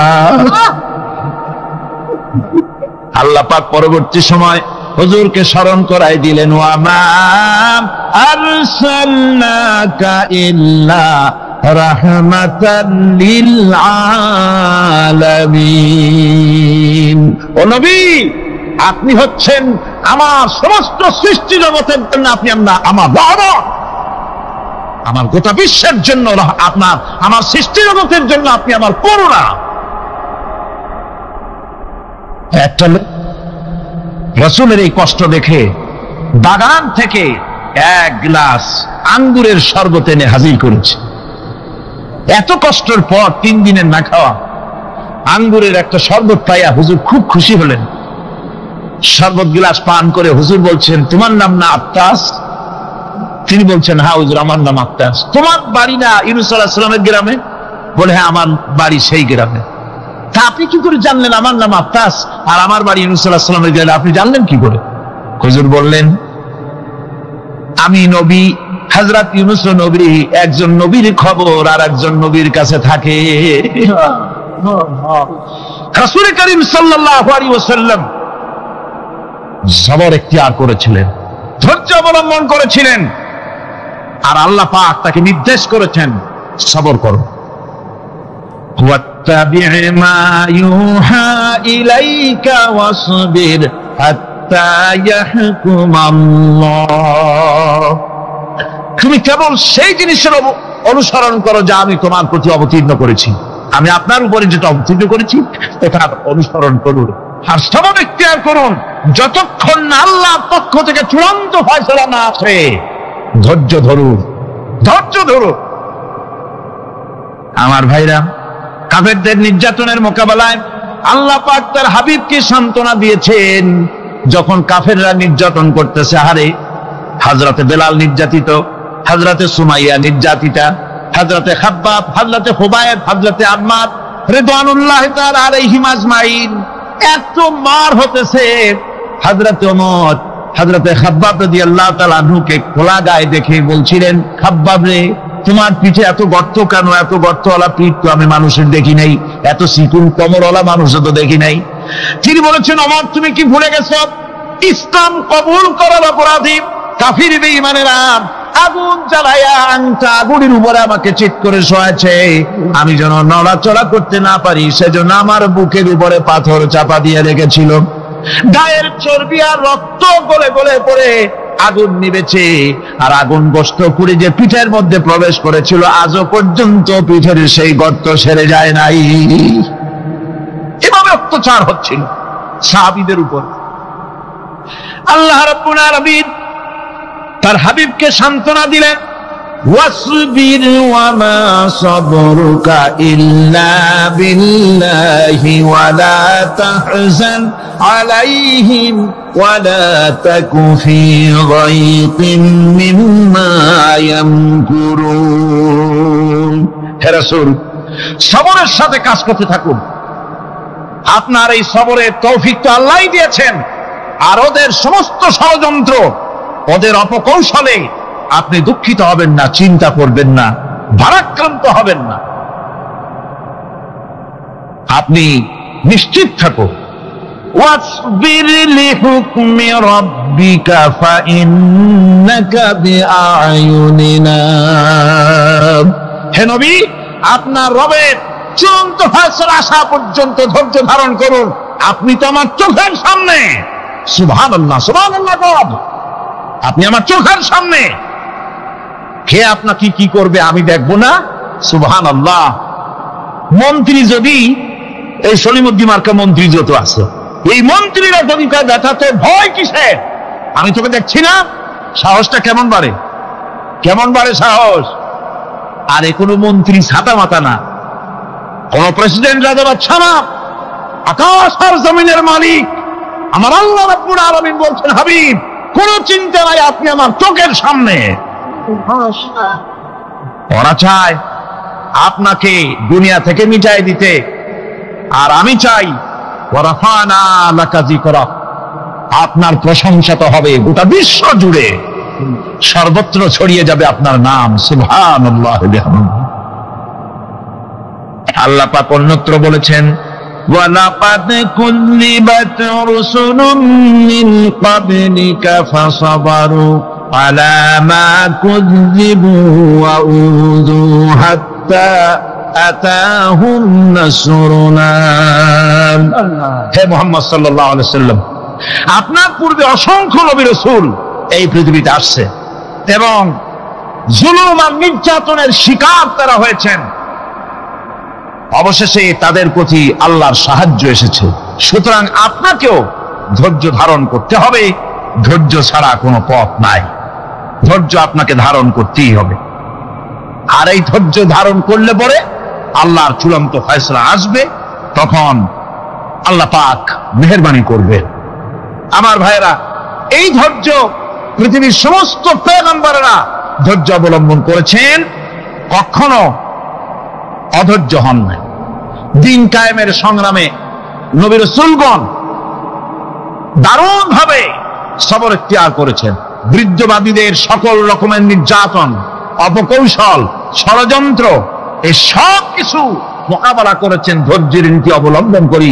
কখনো ধৈর্যচ্যুতি তাদের মধ্যে ঘটেনি, বরং আল্লাহ রাব্বুল আলামিন তাদের প্রতি সন্তুষ্ট হয়েছেন। যারা এই ধৈর্য ধরেছে তাদের উপরে সন্তুষ্ট হয়ে আল্লাহ রাব্বুল আলামিন বলেছেন, ওয়া কাআইয়িম মিন নাবিয়্যিন কাতালা মাআহু রিব্বিয়ুন কাসীর। এর আগে অনেক নবী এসেছিলেন যাদের সাথে বহু আল্লাহর আদর লড়াই করেছেন। فما وهنوا لما أصابهم في سبيل الله وما ضعفوا وما استكانوا। আল্লাহর পথে তাদের উপর যত বিপদ এসেছিল তারা হতাশ হয়ে পড়েন নাই, দুর্বলতা দেখাননি, বাতিলের সামনে মাথাও নত করেন। ওয়াল্লাহু ইউহিব্বুস সাবিরিন। আর আল্লাহ পাক ধৈর্যশীল যারা, তাদেরকে আল্লাহ পাক ভালোবাসেন। আমার ভাইরা, ধৈর্যের পরিচয় রাসূল করিম সাল্লাল্লাহু আলাইহি ওয়াসাল্লাম উহুদের ময়দানে যখন আক্রান্ত হয়ে গেলেন, চতুর্দিকে কাফেররা ঘিরে ধরেছে, বাঁচার কোনো পথ নাই। সাহাবায়ে কেরাম রাসূলকে পাহারা দিলেন। যারা রাসূলকে পাহারা দিতে দাঁড়াইছেন, জীবন দিয়া পাহারা দিতে দাঁড়ায় গেছে, রাসূলের দিকে মুখ দিয়া, পিঠটা বাইরের দিকে দিয়ে রাসূলকে পাহারা দেওয়া শুরু করেছেন। হুজুরকে পাহারা দিতে যারা দাঁড়িয়েছিলেন, কাফের কর্তৃক নিক্ষিপ্ত কি তীরগুলি এসে যখন বিঁধতেছিল, শুধু একজন সাহাবী হযরত তালহার পিঠের ভিতরে রাসূলকে হেফাজতের জন্য 80টা তীর একজনের পিঠের মধ্যে দিয়ে তুলেছে। এক অসতর্ক মুহূর্তে নবীজির ডান্ডা মোবারক শহীদ হয়ে গেল, শিরস্থান ভেঙে গেল, লোহার কড়া প্রবিষ্ট হয়ে গেল কপালের ভিতরে। হুজুর মাথা ঘুরে পড়ে গেলেন। হযরত আবু উবাইদা রাদিয়াল্লাহু তাআলা আনহু হুজুরের মস্তক মোবারককে কোলে করে নিয়ে তারপরে বহু কষ্ট করে মাথা থেকে লোহার কড়া বের করলেন। এবার ওই কড়ার ছিদ্র দিয়ে রক্ত আসতেছে, মুখ দিয়ে রক্ত পড়তেছে, দাড়ি ভিজে যাচ্ছে। বুখারী শরীফে এসেছে, আল্লাহর নবী দুইখানা হাত নিজের চেহারার উপরে মলে এনে টাটকা রক্ত চোখের সামনে দেখে বলছেন, আহারে, এই কওমের ফালাত কি করে হবে, এই কওমের মুক্তি কি করে হবে, এই কওমের নাজাত কি করে হবে, যে কওম তার নবীর চেহারা রক্ত দিয়ে লাল বানাইয়া দিল। নবীজি বললেন, আল্লাহুম্মা গফিরলি কওমি ফাইন্নাহুম লা ইয়ালামুন। আয় আল্লাহ পাক, আমার এই কওম বুঝতে পারে না, ওদেরকে মাফ করে দাও। খবর ছড়িয়ে গেল নবীজি শহীদ হয়ে গিয়েছেন। খবর ছড়িয়ে গেল চতুর্দিকে, মদিনায় খবর ছড়িয়ে গেল, মানুষ পাগলের মতো দৌড়ানো শুরু করে দিল। এক মেয়ে লোক দৌড়াচ্ছে ওহদের দিকে, কয়েকজন সাহাবীর সঙ্গে দেখা। তারা জিজ্ঞেস করলেন, দৌড়াও কেন মহিলা, যাও কই? কয় ওহদের দিকে যেতেছি। কয় যায় তো কোনো লাভ নাই, যেহেতু তোমার যে স্বামী এসেছিলেন জিহাদের ময়দানে তিনি তো শহীদ হয়ে গেছেন। মহিলা বলতেছে, কে শহীদ হয়েছে শুনতে চাই না, আগে বলো নবীজি কেমন আছে। আবার কিছুক্ষণ পর আর কয়েকজনের সঙ্গে দেখা। তারা বলছে, মেয়ে লোক দৌড়াও কই? যাচ্ছি ওহদের দিকে। তারা বলছেন যে কোনো লাভ নাই, তোমার যে দুইটা কলিজার টুকরা সন্তান ওহদে এসেছিল দুটোই শহীদ হয়ে গেছে। মা বলতেছে, ও সাহাবী, কে শহীদ হয়েছে শুনতে চাই না, তাড়াতাড়ি করে বলো আল্লাহর নবী মুহাম্মদ রাসূলুল্লাহ সাল্লাল্লাহু আলাইহি ওয়াসাল্লাম কেমন আছেন। দৌড়াতে দৌড়াতে ওহদের মাঠে সাহাবায়ে কেরাম পরিবেষ্টিত। আল্লাহর নবীর কাছে গিয়ে হুজুরের জীবিত চেহারা মোবারকের দিকে তাকায়া মেয়ে লোকটি কাঁদতেছে আর বলতেছে, ইয়া রাসূলুল্লাহ, আমার স্বামী মরা শোক, আমার কলিজার টুকরা দুইটা সন্তান মরা শোক, আমার কলিজা থেকে মিশে গেছে, আপনি বেঁচে আছেন তামাম মুসলমানদের চাইতে বড় সান্ত্বনার রায়। ভাইরা আমার, রাসূল করিম সাল্লাল্লাহু আলাইহি ওয়াসাল্লাম এভাবে করে ধৈর্যের পরিচয় দিয়েছেন। গালাগালি দেন নাই, রাগ করেন নাই, বদদোয়া করেন নাই। সুবহানাল্লাহ কোন, সুবহানাল্লাহ। ভাইরা আমার, এই সবর এমন মহান বৈশিষ্ট্য, এর মধ্যে রয়েছে জিহাদের ময়দানে যদি লোক কম হয় আর যদি তাদের মধ্যে সবর থাকে, বেশি সংখ্যক লোকের উপরে আল্লাহ পাক সবরকারীদেরকে বিজয়ী করে দিবেন। কোরআনে কারীমে রব্বুল আলামিন বলেন, কাম মিন ফিয়াতিন কালিলাতিন গালাবাত ফিআতান কাসীরাতান বিইذনিল্লাহ ওয়াল্লাহু মা'আস সাবিরিন। এমন ঘটনার বহু নজির আছে যে কম সংখ্যক লোকেদের উপরে আল্লাহ পাক, বেশি সংখ্যক লোকেদের উপর আল্লাহ পাক কম সংখ্যক লোকদেরকে জয়ী করে দিয়েছেন। আল্লাহু মা'আস সাবিরিন, আর আল্লাহ আছে ধৈর্যশালীদের সাথে। আল্লাহ আছে কাদের সাথে? দেখেন না বদরের কামটা, বদরের ময়দান, 313 জন মুসলমান, অস্ত্রপাতি নাই, সামান্য সামান্য অস্ত্র, আর কাফেরেরা এসছে হাজারেরও বেশি। আমার বন্ধুগণ, ধৈর্য কত বড় কাম দিল, ধৈর্য ধারণ করেছেন তারা, আল্লাহর উপরে ভরসা করেছেন। আল্লাহ রাব্বুল আলামিন অস্ত্রের কাজ কি দিয়া করায় দিলেন। একজন সাহাবী এসে বলছেন, হুজুর, জিহাদের ময়দান, ইসলামের প্রথম জিহাদ, আমার কাছে তো অস্ত্র নাই, মেহেরবানি করে একটা অস্ত্র আমারে দেন, আমি লাফায় পড়ি জিহাদের মধ্যে। হুজুর বলেন, অস্ত্র তো আমার কাছে নাই, দিবটা কি? সাহাবী বলছেন, হুজুর, অস্ত্র না থাকে যা পারেন তাই দেন, আপনার হাত দিয়ে যা দিবেন আমি দাঁড়ায় থাকতে পারবো না, জিহাদে আমাকে শরীক হতেই হবে। নবীজি কাছে পেলেন একখানা শুকনা খেজুরের ডালখানা তুলে সাহাবীর হাতে তুলে দিলেন। সাহাবী বলেন, রাসূলের হাতের দেওয়া শুকনা খেজুরের ডালটা নিয়ে আমি যখন কাফেরদের ভিড়ের মধ্যে ঝাঁপায় পড়ে যখন শুকনা খেজুরের ডাল দিয়ে আঘাত দিলাম, তখন ধারালো তরবারে দিয়ে আঘাত করলে যে কাম হয়, শুকনা খেজুরের ডালের আঘাতে কাফের দ্বিখণ্ডিত হয়ে জমিনে পড়ে গেল। ভাইরা আমার, আল্লাহ রাব্বুল আলামিন সবর যারা করে, সংখ্যা যদি কম হয়, আল্লাহ পাক তাদেরকে বিজয়ী করে দেবেন, এই ওয়াদা আল্লাহ রাব্বুল আলামিন করেছেন। এই সবরের গুণ ছাড়া জান্নাতেও প্রবেশ করা যাবে না, সবর যদি না থাকে বেহেশতে যাওয়া যাবে না। ভালো করে মনে রাখেন, আল্লাহ পাক বলছেন, আম্মা হাসিবতুম আন তাদখুলুল জান্নাতা ওয়া লাম্মা ইয়া'লামিল্লাহুল্লাযীনা জাহাদু মিনকুম ওয়া ইয়া'লামাস সাবিরিন। তোমরা কি মনে করেছো এমনি বেহেশতে চলে যাবা? এটা কি মামু বাড়ির আবদার নাকি? এমনি বেহেশতে চলে যাবা? অথচ আল্লাহ রাব্বুল আলামিন এখনো দেখেন নেননি যে তোমাদের মধ্যে কারা জিহাদ করতে প্রস্তুত, কারা তোমাদের মধ্যে জিহাদ করে জান দেওয়ার জন্য প্রস্তুত, আর কারা ধৈর্যধারী, এটা তো আল্লাহ এখনো দেখে নেন নাই। সুতরাং যা হক এবং বাতিলের সংগ্রামে লিপ্ত হতে হবে। আল্লাহ দেখতে চান কারা জীবন দিতে চায়।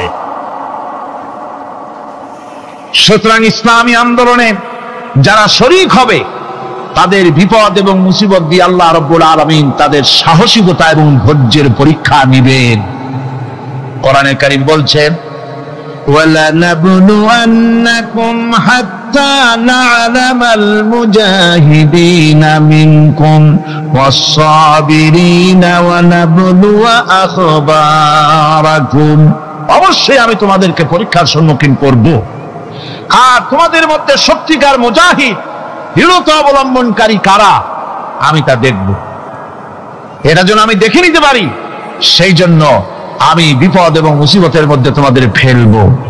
ধৈর্যধারীদের উপরে আমার রহমত অবশ্যই থাকবে। খবর এমন এক সম্পদ যা ধারণ করলে পরে আল্লাহ রাব্বুল আলামিন রাষ্ট্রীয় ক্ষমতা দান করে দেন। কোন সুবহানাল্লাহ, জোরে কোন সুবহানাল্লাহ। ধৈর্য ধারণ করলে আল্লাহ রাষ্ট্রের মতো বিরাট নিয়ামত আল্লাহ হাতে তুলে দিবেন। তার প্রমাণ কোরআন শরীফে আল্লাহ বলছেন, বনি ইসরাইলরা মিশর থেকে যখন বহিষ্কার হয়ে গেল, তাদের যখন পা রাখার কোনো জায়গা থাকলো না, বনি ইসরাইলরা মিশর থেকে যখন বহিষ্কার হয়ে গেল, এরপরে আল্লাহ পাক তারা যখন ধৈর্য অবলম্বন করলো, আল্লাহ পাক তাদের ব্যাপারে বলছেন, ওয়া আওরাসনাল কওমাল্লাযীনা কানু ইসতাদআফুনা মাশারিকাল আরদি ওয়া মাগারিবা আল্লাতী বারাকনা ফিহা। আর তাদের স্থলে আমি নির্যাতিত লোকদেরকে প্রতিষ্ঠিত করলাম। পশ্চিম এবং উত্তরে তাদেরকে আমি পশ্চিম এবং পূর্বের উত্তরাধিকারী তাদেরকে বানায় দিলাম। বিরাট এলাকা তাদের হাতে আমি তুলে দিলাম। ওয়া তাম্মাত কালিমাতু রাব্বিকাল হুসনা আলা বানি ইসরাঈলা বিমা সাবারু। আর এভাবে করে আল্লাহ পাক তার কথাকে পূর্ণ করলেন বনি ইসরাইলদের উপরে সবর এখতিয়ার করার জন্য। ধৈর্য ধরার কারণে আল্লাহ পাক রাষ্ট্রের মালিক তাদের বানায় দিলেন। যেরকম সুবহানাল্লাহ। সবর যদি করা হয়, তো যুদ্ধ যদি বাদে যদি জাহাজ শুরু হয়ে যায়, আল্লাহ পাক বলেছেন ফেরেশতা দিয়ে সাহায্য করবে। যদি সবর থাকে, তোমাদের সবর থাকলে আল্লাহ কি দিয়ে সাহায্য করবেন? ফেরেশতা। কোরআনে কারীম বলছি, বালা ইন তাসবিরু ওয়া তাত্তাকু ওয়া ইয়াতুকুম মিন ফাওরিহিম হাদা ইউমদিদুকুম রাব্বুকুম বিখামসাতি আলাফিন মিনাল মালাইকাতি মুসাউমিন। হ্যাঁ, তোমরা যদি ধৈর্য অবলম্বন করো আর আল্লাহকে ভয় করে চলো, তাহলে এক্ষুনি আল্লাহ রাব্বুল আলামিন তোমাদের জন্য কাতারে কাতারে শৃঙ্খলাবদ্ধ 10,000 ফেরেশতা দিয়ে তোমাদেরকে সাহায্য করবেন। সুবহানাল্লাহ। তোমাদেরকে ফেরেশতা দিয়ে সাহায্য করা হবে। তোমরা যদি সবর এখতিয়ার করো, তাহলে সংখ্যা যদি কম হয়, বেশি সংখ্যার উপরে জয়ী করে দেব। ইয়াকুম মিনকুম 20 সাবিরুনা ইয়াগলিবু মিয়াতাইন। যদি তোমাদের ভিতরে ধৈর্যশীল 20 জন হয়, আমি 200 কাফেরের বিরুদ্ধে তোমাদেরকে জয়ী করে দেব। সুবহানাল্লাহ। তোমরা যদি হও ধৈর্যশীল 200 কি কয় 20 জন, 200 কাফেরের উপরে তোমরা জয়যুক্ত হয়ে যাবে। আর বিপদ আর মুসিবতে যারা ধৈর্য ধরে, তাদের জন্য আল্লাহর পক্ষ থেকে সুসংবাদ। সুসংবাদ কাদের জন্য? ধৈর্যধারীদের জন্য। কোরআনে কারীম বলছে, ওয়াবাশশিরিস সাবিরিনাল্লাযীনা ইযা আসাবাতহুম মুসিবাতুন ক্বালু ইন্না লিল্লাহি ওয়া ইন্না ইলাইহি রাজিউন। সুসংবাদ সেই সব ধৈর্যশালীদের জন্য যারা নাকি বিপদ এবং মুসিবতে আসলে যারা বলে, কি বলে? পড়েন আমার সাথে, ইন্না লিল্লাহি ওয়া ইন্না ইলাইহি রাজিউন। এটা শুধু আমাদের লোকেরা কেউ মরলে পড়ে, এটা শুধু মরার সময় নয়, বরং যে কোনো বিপদ আর মুসিবত এলে মুমিন বান্দা যারা, তারা কি পড়বে? ইন্না লিল্লাহি ওয়া ইন্না ইলাইহি রাজিউন। নিশ্চয়ই আমরা আল্লাহর জন্য, এবং আমাদের সকলকেই আল্লাহর কাছে ফিরে যেতে হবে, প্রত্যাবর্তিত হতে হবে। সবরকারীদের জন্য রয়েছে জান্নাতের সুউচ্চ সম্মানের জায়গা। জান্নাতে সবচেয়ে সম্মানজনক জায়গা আল্লাহ রাব্বুল আলামিন ধৈর্যশালীদেরকে দান করবেন। কোরআনে কারীম বলছেন, উলাইকা ইউজজাউনাল গুরফাতা বিমা সাবারু ওয়া ইউলাক্কাউনা ফিহা তাহিয়াতাও ওয়া সালামা।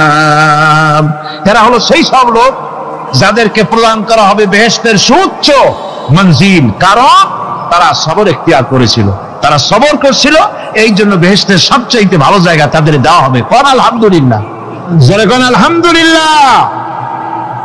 এবং জান্নাতে সবরকারীদেরকে সম্বর্ধনা দেওয়া হবে, সম্বর্ধনা দেওয়া হবে। খালিদিনা ফিহা হাসনাত মুস্তাকাররান ওয়া মুকামা।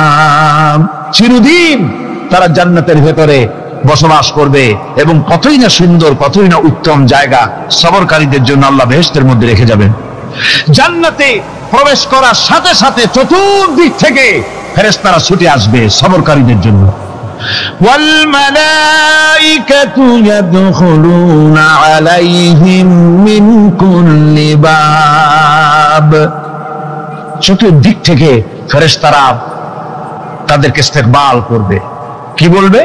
সালামুন আলাইকুম বিমা সাবারতুম ফানি'মা উকবাদ। তোমাদের প্রতি শান্তি বর্ষিত হোক, কারণ তোমরা পৃথিবীতে সবর অবলম্বন করেছিল।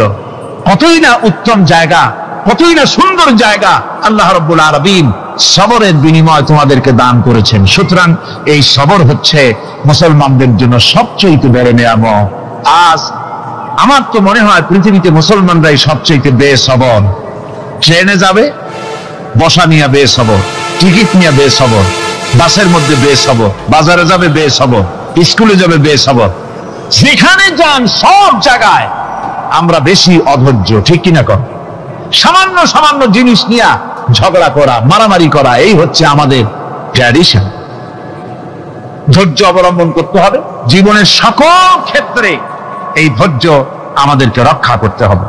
এই ধরনের ধৈর্য যদি আমরা অবলম্বন করতে পারি, তাহলে আল্লাহ পাক বলছেন,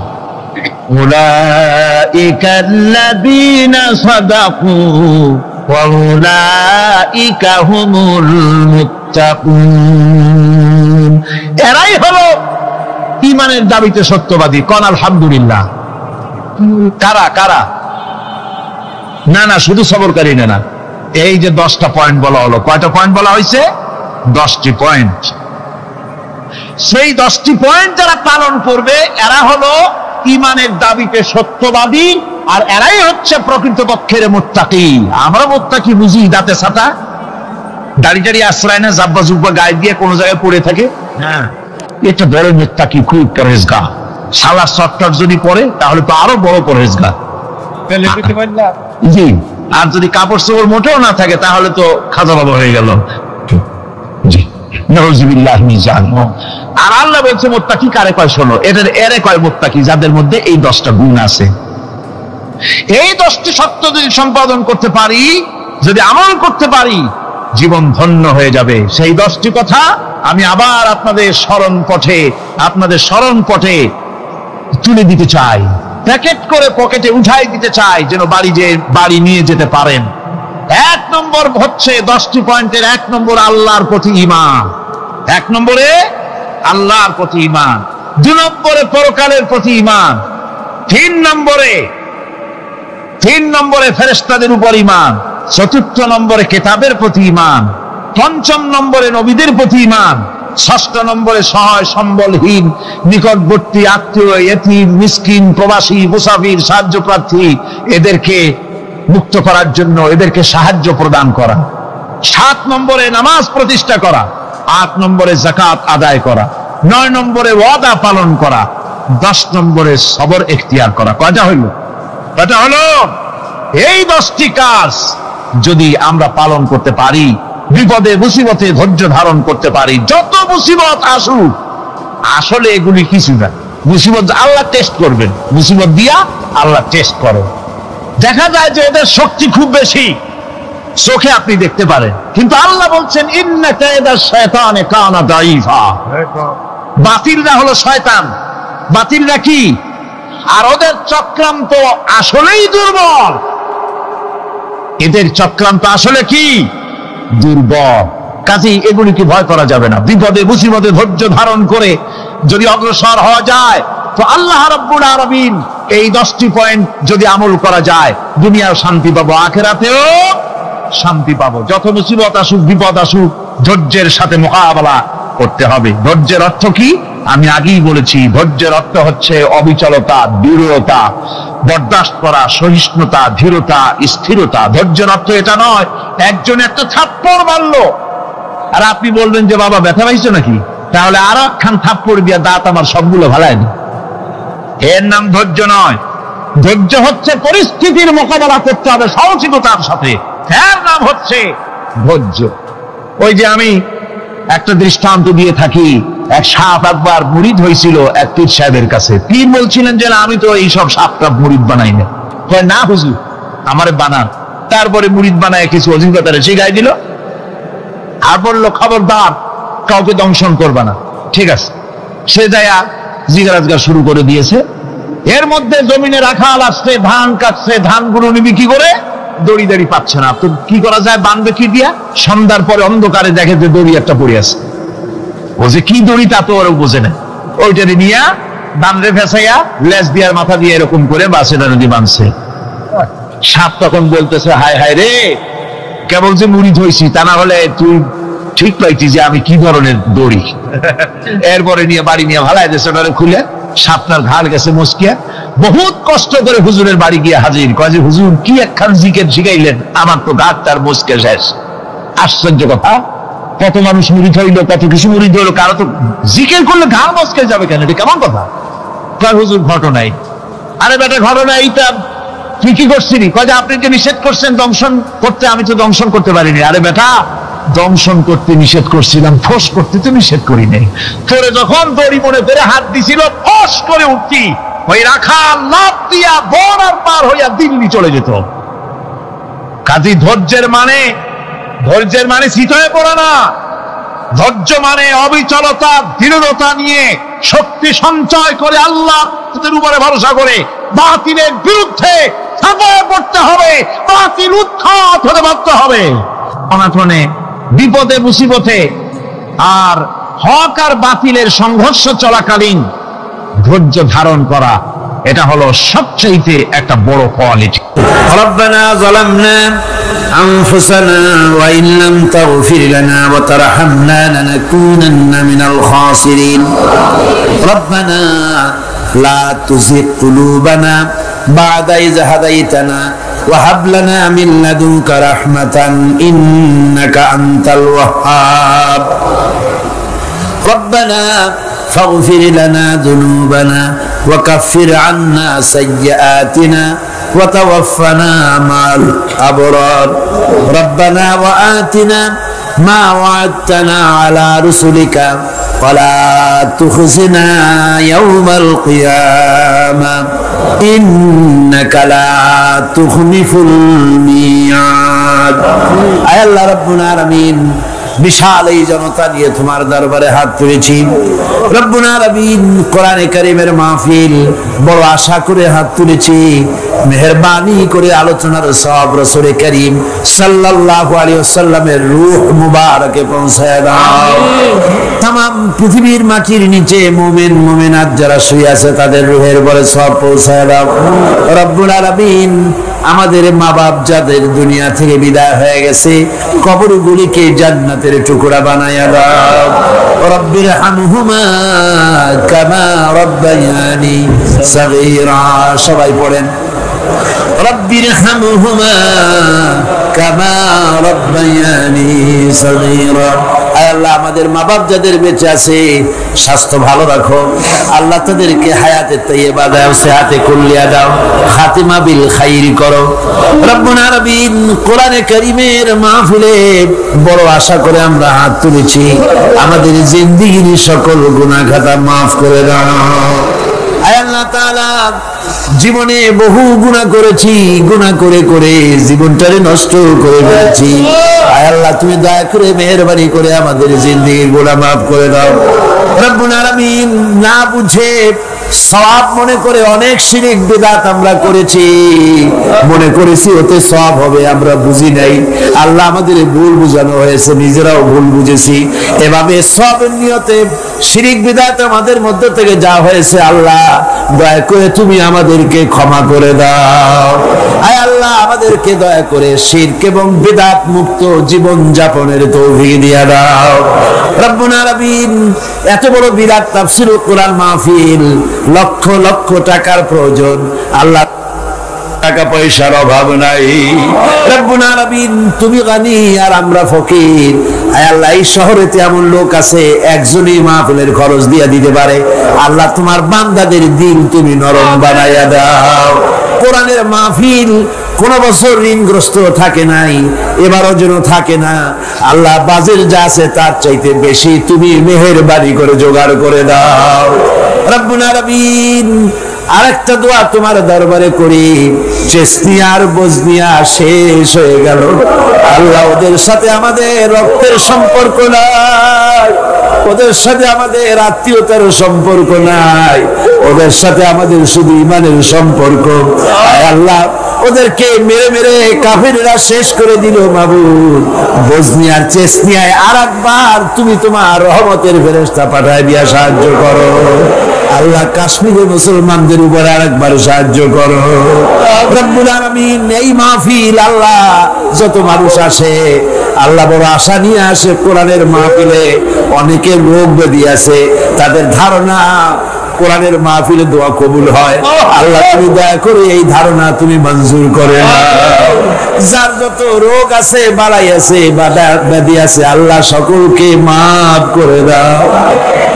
সুবহান রাব্বিকা রাব্বিল ইজ্জাতি আম্মা ইয়াসিফুন ওয়া সালামুন আলাল মুরসালিন আলহামদুলিল্লাহি রাব্বিল আলামিন। ওয়াজআল আখিরা কালিমাতিনা ইনদাল মাউত লা ইলাহা ইল্লাল্লাহু মুহাম্মাদুর রাসূলুল্লাহ।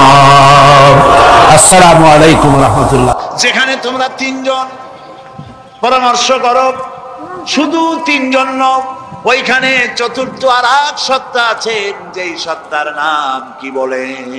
নাম কি? সবাই বলেন নাম কি? যেখানে তোমরা পাঁচজন, সেখানে ষষ্ঠ কে?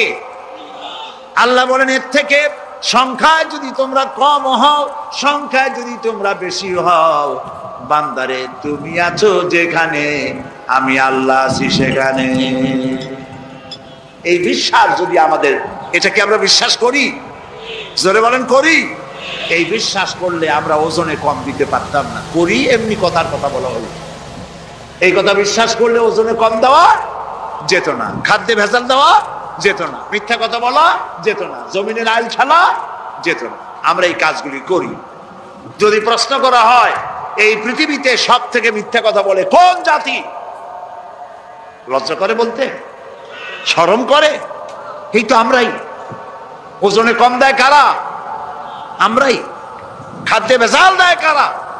এই আমরাই।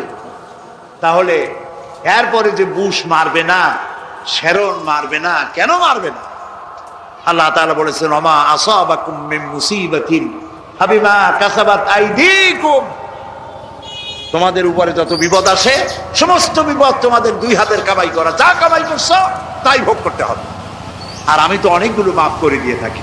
প্রিয় ভাই সব, হযরত লোকমান নসিহত করছেন, বাবা কলিজার টুকরা শোনো, ছোট্ট সরিষার দানাও কিয়ামতে আল্লাহ উঠাইবে, সেই জন্য আমলটা যেন তোমার ভালো হয়। কিয়ামতে আমরা যখন উঠবো, আল্লাহ তাআলা আমলনামা ছেড়ে দিবেন। ওই আমলনামা বেঈমানের পিছন থেকে বাঁ হাতে, ইমানদারের সামনে থেকে কোন হাতে? ডান হাতে উপস্থিত হবে। প্রিয় ভাই সব, আমলনামা হাতে পাওয়ার পর বেঈমান বলবে, মা লিহাদাল কিতাব লা ইউগাদিরু সাগীরাতান ওয়ালা কাবীরাতান ইল্লা আহসাহা। কি আশ্চর্য কিতাব! ছোট গুনাহ বাদ পড়ে নাই, বড় গুনাহ বাদ পড়ে নাই, এখন যাই কই? বলবে আল্লাহ এই সব পাপ আমি করি নাই, সব ফেরেশতারা বানায় বানায় লিখছে। নাউজুবিল্লাহ। আল্লাহর সামনে মিথ্যে কথা বলবে মানুষ, জাহান্নামের ভয় মিথ্যে কথা বলবে, বলবে আল্লাহ এগুলি আমি করি নাই, বানায় বানায় লিখছে ফেরেশতারা। আল্লাহ রাব্বুল আলামিন কোনো কথা গোপন করেন নাই, ওপেন সিক্রেট। মানুষ যে মিথ্যা কথা যখন বলবে, আল্লাহ তখন কি করবে? কোরআনে কারীমে সূরা ইয়াসিনে আল্লাহ বলে দিয়েছে। আল্লাহ রাব্বুল আলামিন বলেন, মানুষ যখন এই ভূমিকায় আসবে, অস্বীকার যখন করবে, তখন আল্লাহ কি করবেন? আল-ইয়াওমা নাখতিমু আলা আফওয়াহিহিম ওয়া তুকাল্লিমুনা আইদিহিম ওয়া তাশহাদু আরজুলুহুম বিমা কানু ইয়াকসিবুন। জবান বন্ধ, হাত দুটো কথা বলবে। হাতে কথা বলতে পারবে? পারবে কি না? মুখ নাড়ি কথা বের হয়। আবার বোবা আছে, বোবা দেখছেন না আপনারা? বোবারও আমার মতো ঠোঁট আছে, দাঁত আছে, জিহ্বা আছে, কথা কইতে পারে না। তো আল্লাহ কাউকে দিয়ে কথা বলায়, আবার কাউকে মুখ বন্ধ করে রাখছে। ওই আল্লাহ হাত দিয়ে কথা বলাইতে পারবেন? পারবেন কি না? বিশ্বাস করেন? ওয়াতুকাল্লিমুনা আইদিহিম, দুটি হাত কথা বলবে। হাত দিয়ে তো মানুষ সব কাম করে। হাত দিয়ে ঘুষের টাকা নেয়, হাত দিয়ে পরনারী স্পর্শ করে, হাত দিয়ে মদের গ্লাস ধরে, হাত দিয়ে সব পাপের কাজ হাত দিয়ে করে। হাতে কথা বলবে, পায়ে সাক্ষী দিবে, পায়ে বলবে আল্লাহ আমি সব জানি, এই লোকটা আমারে দিয়ে এই সব কাম করছে। আর উপায় থাকবে? প্রিয় ভাই সব, বান্দা তখন উপায়হীন হয়ে বলবে রব্বানা আখরিজনা না'মাল সালিহান গায়রাল্লাযী কুন্না না'মাল। হায় আল্লাহ তাআলা, আমাকে আর একবার জমিনে পাঠায় দাও। এইবার যদি জমিনে যেতে পারি আর খারাপ কাজ করব না, একদম ভালো হয়ে যাব, সুবিশাব হয়ে যাব। আল্লাহ আর একবার পাঠাও। আল্লাহ তাআলা বলবেন আওয়ালাম নুআম্মিরকুম, আমি কি তোমার হায়াত দিছিলাম না? অনেক সময় পেয়েছিলে, কাজ করো নাই, ঈমান আনো নাই, ভালো কাজ করো নাই। আজ আর পৃথিবীতে ফিরে যাওয়ার সম্ভাবনা একেবারেই শেষ। পৃথিবীতে আর ফিরে যাওয়া যাবে না। ফেরেশতাদেরকে আল্লাহ অর্ডার করবেন ফাহদুহুম ইলা সিরাতিল জাহিম, এই বান্দাগুলি ধরো আর জাহান্নামে নিক্ষেপ করে দাও। বলেন নাউযুবিল্লাহ। এই অবস্থা থেকে আল্লাহ তাআলা আমাদেরকে যেন হেফাজত করেন। বলি আমিন। সবাই বলেন আমিন। প্রিয় ভাই সব, আল্লাহ তাআলা হযরত লোকমান তার ছেলেকে নসিহত করছেন। হযরত লোকমান বলেন ইয়া বুনাইয়া আকিমিস সালাতা ওয়া'মুর বিল মা'রুফি ওয়ানহা আনিল মুনকার ওয়াসবির আলা মা আসাবাক ইন্না যালিকা মিন আজমিল উমুর। ইয়া বুনাইয়া, ও আমার কলিজার টুকরা সন্তান, সুবহানাল্লাহ বলে, ও আমার কলিজার টুকরা নয়নের পুতুলি সন্তান, শোনো, আকিমিস সালাত, নামাজ প্রতিষ্ঠা করো। আমরা কি আমাদের ছেলেপেলেদেরকে কয়দিন নামাজের কথা বলছি? বাপ নামাজি, ফজরের আজান যখন হয় আস্তে ওঠে, যেন পুত্রবধূর ঘুম না ভাঙে, ছেলের ঘুম না ভাঙে, বউর ঘুম না ভাঙে। পরীক্ষার সময় রোজার মাস, ছেলেরে রোজা রাখতে দেয় না, পরীক্ষা ফেল করবে, সর্বনাশে বাপের, সর্বনাশের বাপ। রোজা রাখলে পরীক্ষা আরো ভালো করবে, সুবহানাল্লাহ বলো। নামাজ পড়ার জন্য সন্তানকে বাপ দাওয়াত দিবে, নিজের সন্তানকে আগে দাওয়াত দিবে। এই যে মসজিদে, খুলনা শহরে বিভিন্ন মসজিদে শুনি ফজরের আজান হওয়ার পর বলে আর মাত্র 5 মিনিট বাকি আছে। বলেন এরকম বিদআত জায়েজ নাই। কে বলেছে আপনাকে এই কথা বলার, রাসূলুল্লাহর মসজিদ থেকে আজান হওয়ার পর কখনো নামাজের জন্য আর কোনো ইঙ্গিত দেওয়া হতো না। কাজী হাদিসে যা নাই আন্দাজে তা বানাবেন না, গুনাহ হবে। আবার আর এক শ্রেণীর লোকেরা তারা রাসূলকে এত ভালোবাসে, আজান দেওয়ার আগে আসসালাতু আসসালামু আলাইকা ইয়া রাসূলুল্লাহ, আসসালাতু আসসালামু আলাইকা ইয়া হাবিবাল্লাহ, এই বলে আজান দেয়। কোথায় পাইছেন? আপনারা কি সাহাবীদের চাইতে রাসূলুল্লাহকে বেশি ভালোবাসতে পারবেন? জবাব দেন, পারবেন? পারবেন? সারা পৃথিবীর সব মুসলমান একত্রিত হয়ে একজন সাহাবীর মহব্বত রাসূলকে দিতে পারবে না। প্রিয় ভাই সব, সাহাবী এক পাশে থাকুক, আবু তালেবের কথাই ধরি। আবু তালেব রাসূলের কি কেমন চাচা? একদম খাঁটি চাচা, আপন চাচা। রাসূলুল্লাহকে এত মহব্বত কেউ করতে পারে না। বাপের যত্ন তো তিনি পাননি। আবু তালেব নিজের ছোট্ট ছেলে আলী রাদিয়াল্লাহু তাআলা আনহু আলাদা বিছানায় রেখে ভাতিজা এতিম মুহাম্মদ সাল্লাল্লাহু আলাইহি সাল্লামকে বুকের সাথে আগলে রেখে রাতের পর রাত, বছরের পর বছর কাটিয়েছে।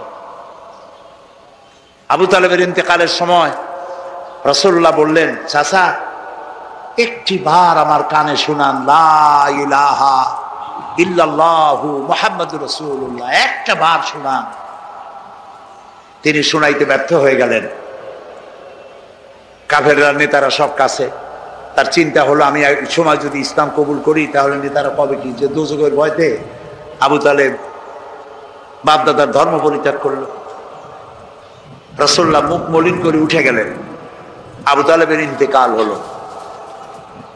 একজন সাহাবী এসে রাসূলকে বললেন, হে রাসূল, আমি আবু তালেবের মুখ ইন্তেকালের সময় নড়তে দেখেছি, তিনি কালেমা পড়েছেন বলে আমার মনে হয়। রাসূলুল্লাহ বললেন, আমি শুনি নাই। হাদিস হচ্ছে কিয়ামতের দিন সবচাইতে কম শাস্তি হবে আবু তালেবের। সেই কম শাস্তিটা কি? জাহান্নামের আগুন দিয়ে এক জোড়া জুতা তৈরি করে দেওয়া হবে আবু তালেবের পায়ে। সেই আগুনের জুতার তাপে মাথার চামড়ি ফেটে গিয়ে মগজ গলে গলে পড়তে থাকবে। আল্লাহু আকবার। এত যত্ন করলো রাসূলকে, এত ভালোবাসা দিলেন, শুধু ঈমান আনতে পারেন নাই বলে এই দশা কিয়ামতে হবে। প্রিয় ভাই সব, সুতরাং রাসূল যা করেন নাই ওর মধ্যে কোনো সওয়াব নাই, এটাই হবে ঈমান। এটা কি হবে? আপনি মসজিদে আপনাকে কে ক্ষমতা দিয়েছে আযান দেওয়ার পরে নামাজের আর মাত্র 5 মিনিট আছে কথা কেন বলবে? আযানের গুরুত্ব এতে নষ্ট হয়ে যায়। আযান হয়ে গেছে, এখন আপনার কিছু দায়িত্ব আছে মুসল্লিদের। সাহাবীরা যেটা করতেন, সাহাবায়ে কেরাম রিদওয়ানুল্লাহি তাআলা আলাইহিম আজমাইন, তারা যেটা করতেন, আযান শোনার পর উযু করে মসজিদে নববীর দিকে আসতে গিয়ে তারা রাস্তায় হাঁটতেন আর বলতেন আসসালাত আসসালাত, নামাজ নামাজ। এই আওয়াজ শুনে ঘুমন্ত লোকেরা উঠতো, চলে আসতো। মসজিদ থেকে আযানের পরে নামাজের জন্য ডাকার কোনো বিধান নাই। প্রিয় ভাই সব, নামাজ জীবনের শ্রেষ্ঠ ইবাদত। জীবনের কি ইবাদত বলেন? এর থেকে বড় ইবাদত আর নাই। হযরত মুসা আলাইহিস সালাম সর্বপ্রথম আল্লাহর কাছ থেকে যে ওহীটা পেলেন, সে ওহীটা কি ছিল? হযরত মুসা আলাইহিস সালাম জীবনের প্রথম ওহী পেলেন, ওহীটা ছিল ইন্নানি আনাল্লাহ লা ইলাহা ইল্লা আনা ফা'বুদনি ওয়া আকিমিস সালাতা লিযিকরি। ইন্নানি আনাল্লাহ, নিশ্চয়ই আমি আল্লাহ। সুবহানাল্লাহ বলো। নিশ্চয়ই আমি আল্লাহ। লা ইলাহা ইল্লা আনা, আমি ছাড়া কোনো ইলাহ নাই। ফা'বুদনি, আমার দাসত্ব করো। ওয়া আকিমিস সালাতা লিযিকরি, আর আমার শরণার্থে নামাজ কায়েম করো। নামাজ নামাজ নামাজ। পৃথিবীতে এমন কোন নবী ছিলেন না যার উপরে নামাজ ফরজ ছিল না। আল্লাহরে সেজদা দাও, কপাল ভালো হয়ে যাবে। সুবহানাল্লাহ বলে, কপাল ভালো হয়ে যাবে। রাসূলকে প্রশ্ন করা হয়েছে, হে রাসূল, বান্দা আল্লাহর নিকটবর্তী হয় কখন? আল্লাহর নবী বলেছেন, বান্দা যখন সেজদা দেয়। বান্দা যখন সেজদা দিল, বান্দা তখন আল্লাহর একদম নিকটবর্তী হয়ে যায়। নবীজি আরো বলেছেন, সেজদা যখন দিবে তখন মনে করবে যেন আমার মাথা, আমার কপালটাকে আল্লাহর পায়ের উপরে রেখে দিলাম। সুবহানাল্লাহ, সুবহানাল্লাহ। এরকম সেজদা দিয়ে দেখেন, এই সেজদা কত মজা। এক আল্লাহর সামনে মাথা নত করবে, সারা দুনিয়ায় আপনার মাথা উঁচু থাকবে। আর এক আল্লাহর সামনে সেজদা দিবেন না, সারা দুনিয়ায় অপমান, জিল্লতি আর অপমানিত হতে থাকবেন, জীবনেও মাথা উঁচু করতে পারবেন না। সেজদা দেবেন কারে? জোরে বলেন কারে? এই জন্য কদম বুঝিও বাদ দিয়ে দেন। আমার দেশে বহু মুসলমান আছে, পীর সাহেবের কদম বুঝি না করলেই হয় না, আর হুজুররাও ঠ্যাং একখান বাইর করে তো যাতে সহজে কদম বুঝি করা যায়। কেন করবেন কদম বুঝি? কোথায় পেয়েছেন দলিল? এটিকে বাদ দিন। আর বলে হাত দিয়ে সালাম করো, পায়ে হাত দিয়ে সালাম করো। পায়ে হাত দিয়ে সালাম করা কেন? সালাম হলো আল্লাহর নাম। সালাম কার নাম? পায়ের সাথে এটা সম্পর্ক কি? সাহাবায়ে কেরাম রাসূলের হাতের উপরে চুমু খেয়েছেন, হাদিস। সাহাবায়ে কেরাম রাসূলের মস্তকের উপরে চুমু খেয়েছে, হাদিস। সাহাবায়ে কেরাম রাসূলের পেশানির উপরে চুমু খেয়েছে, হাদিস। সুতরাং হাদিসে যা আছে আমরা যেন তাই আমল করতে পারি। আল্লাহ যেন তৌফিক দেয়। বলেন আমিন। আরো জোরে বলেন আমিন।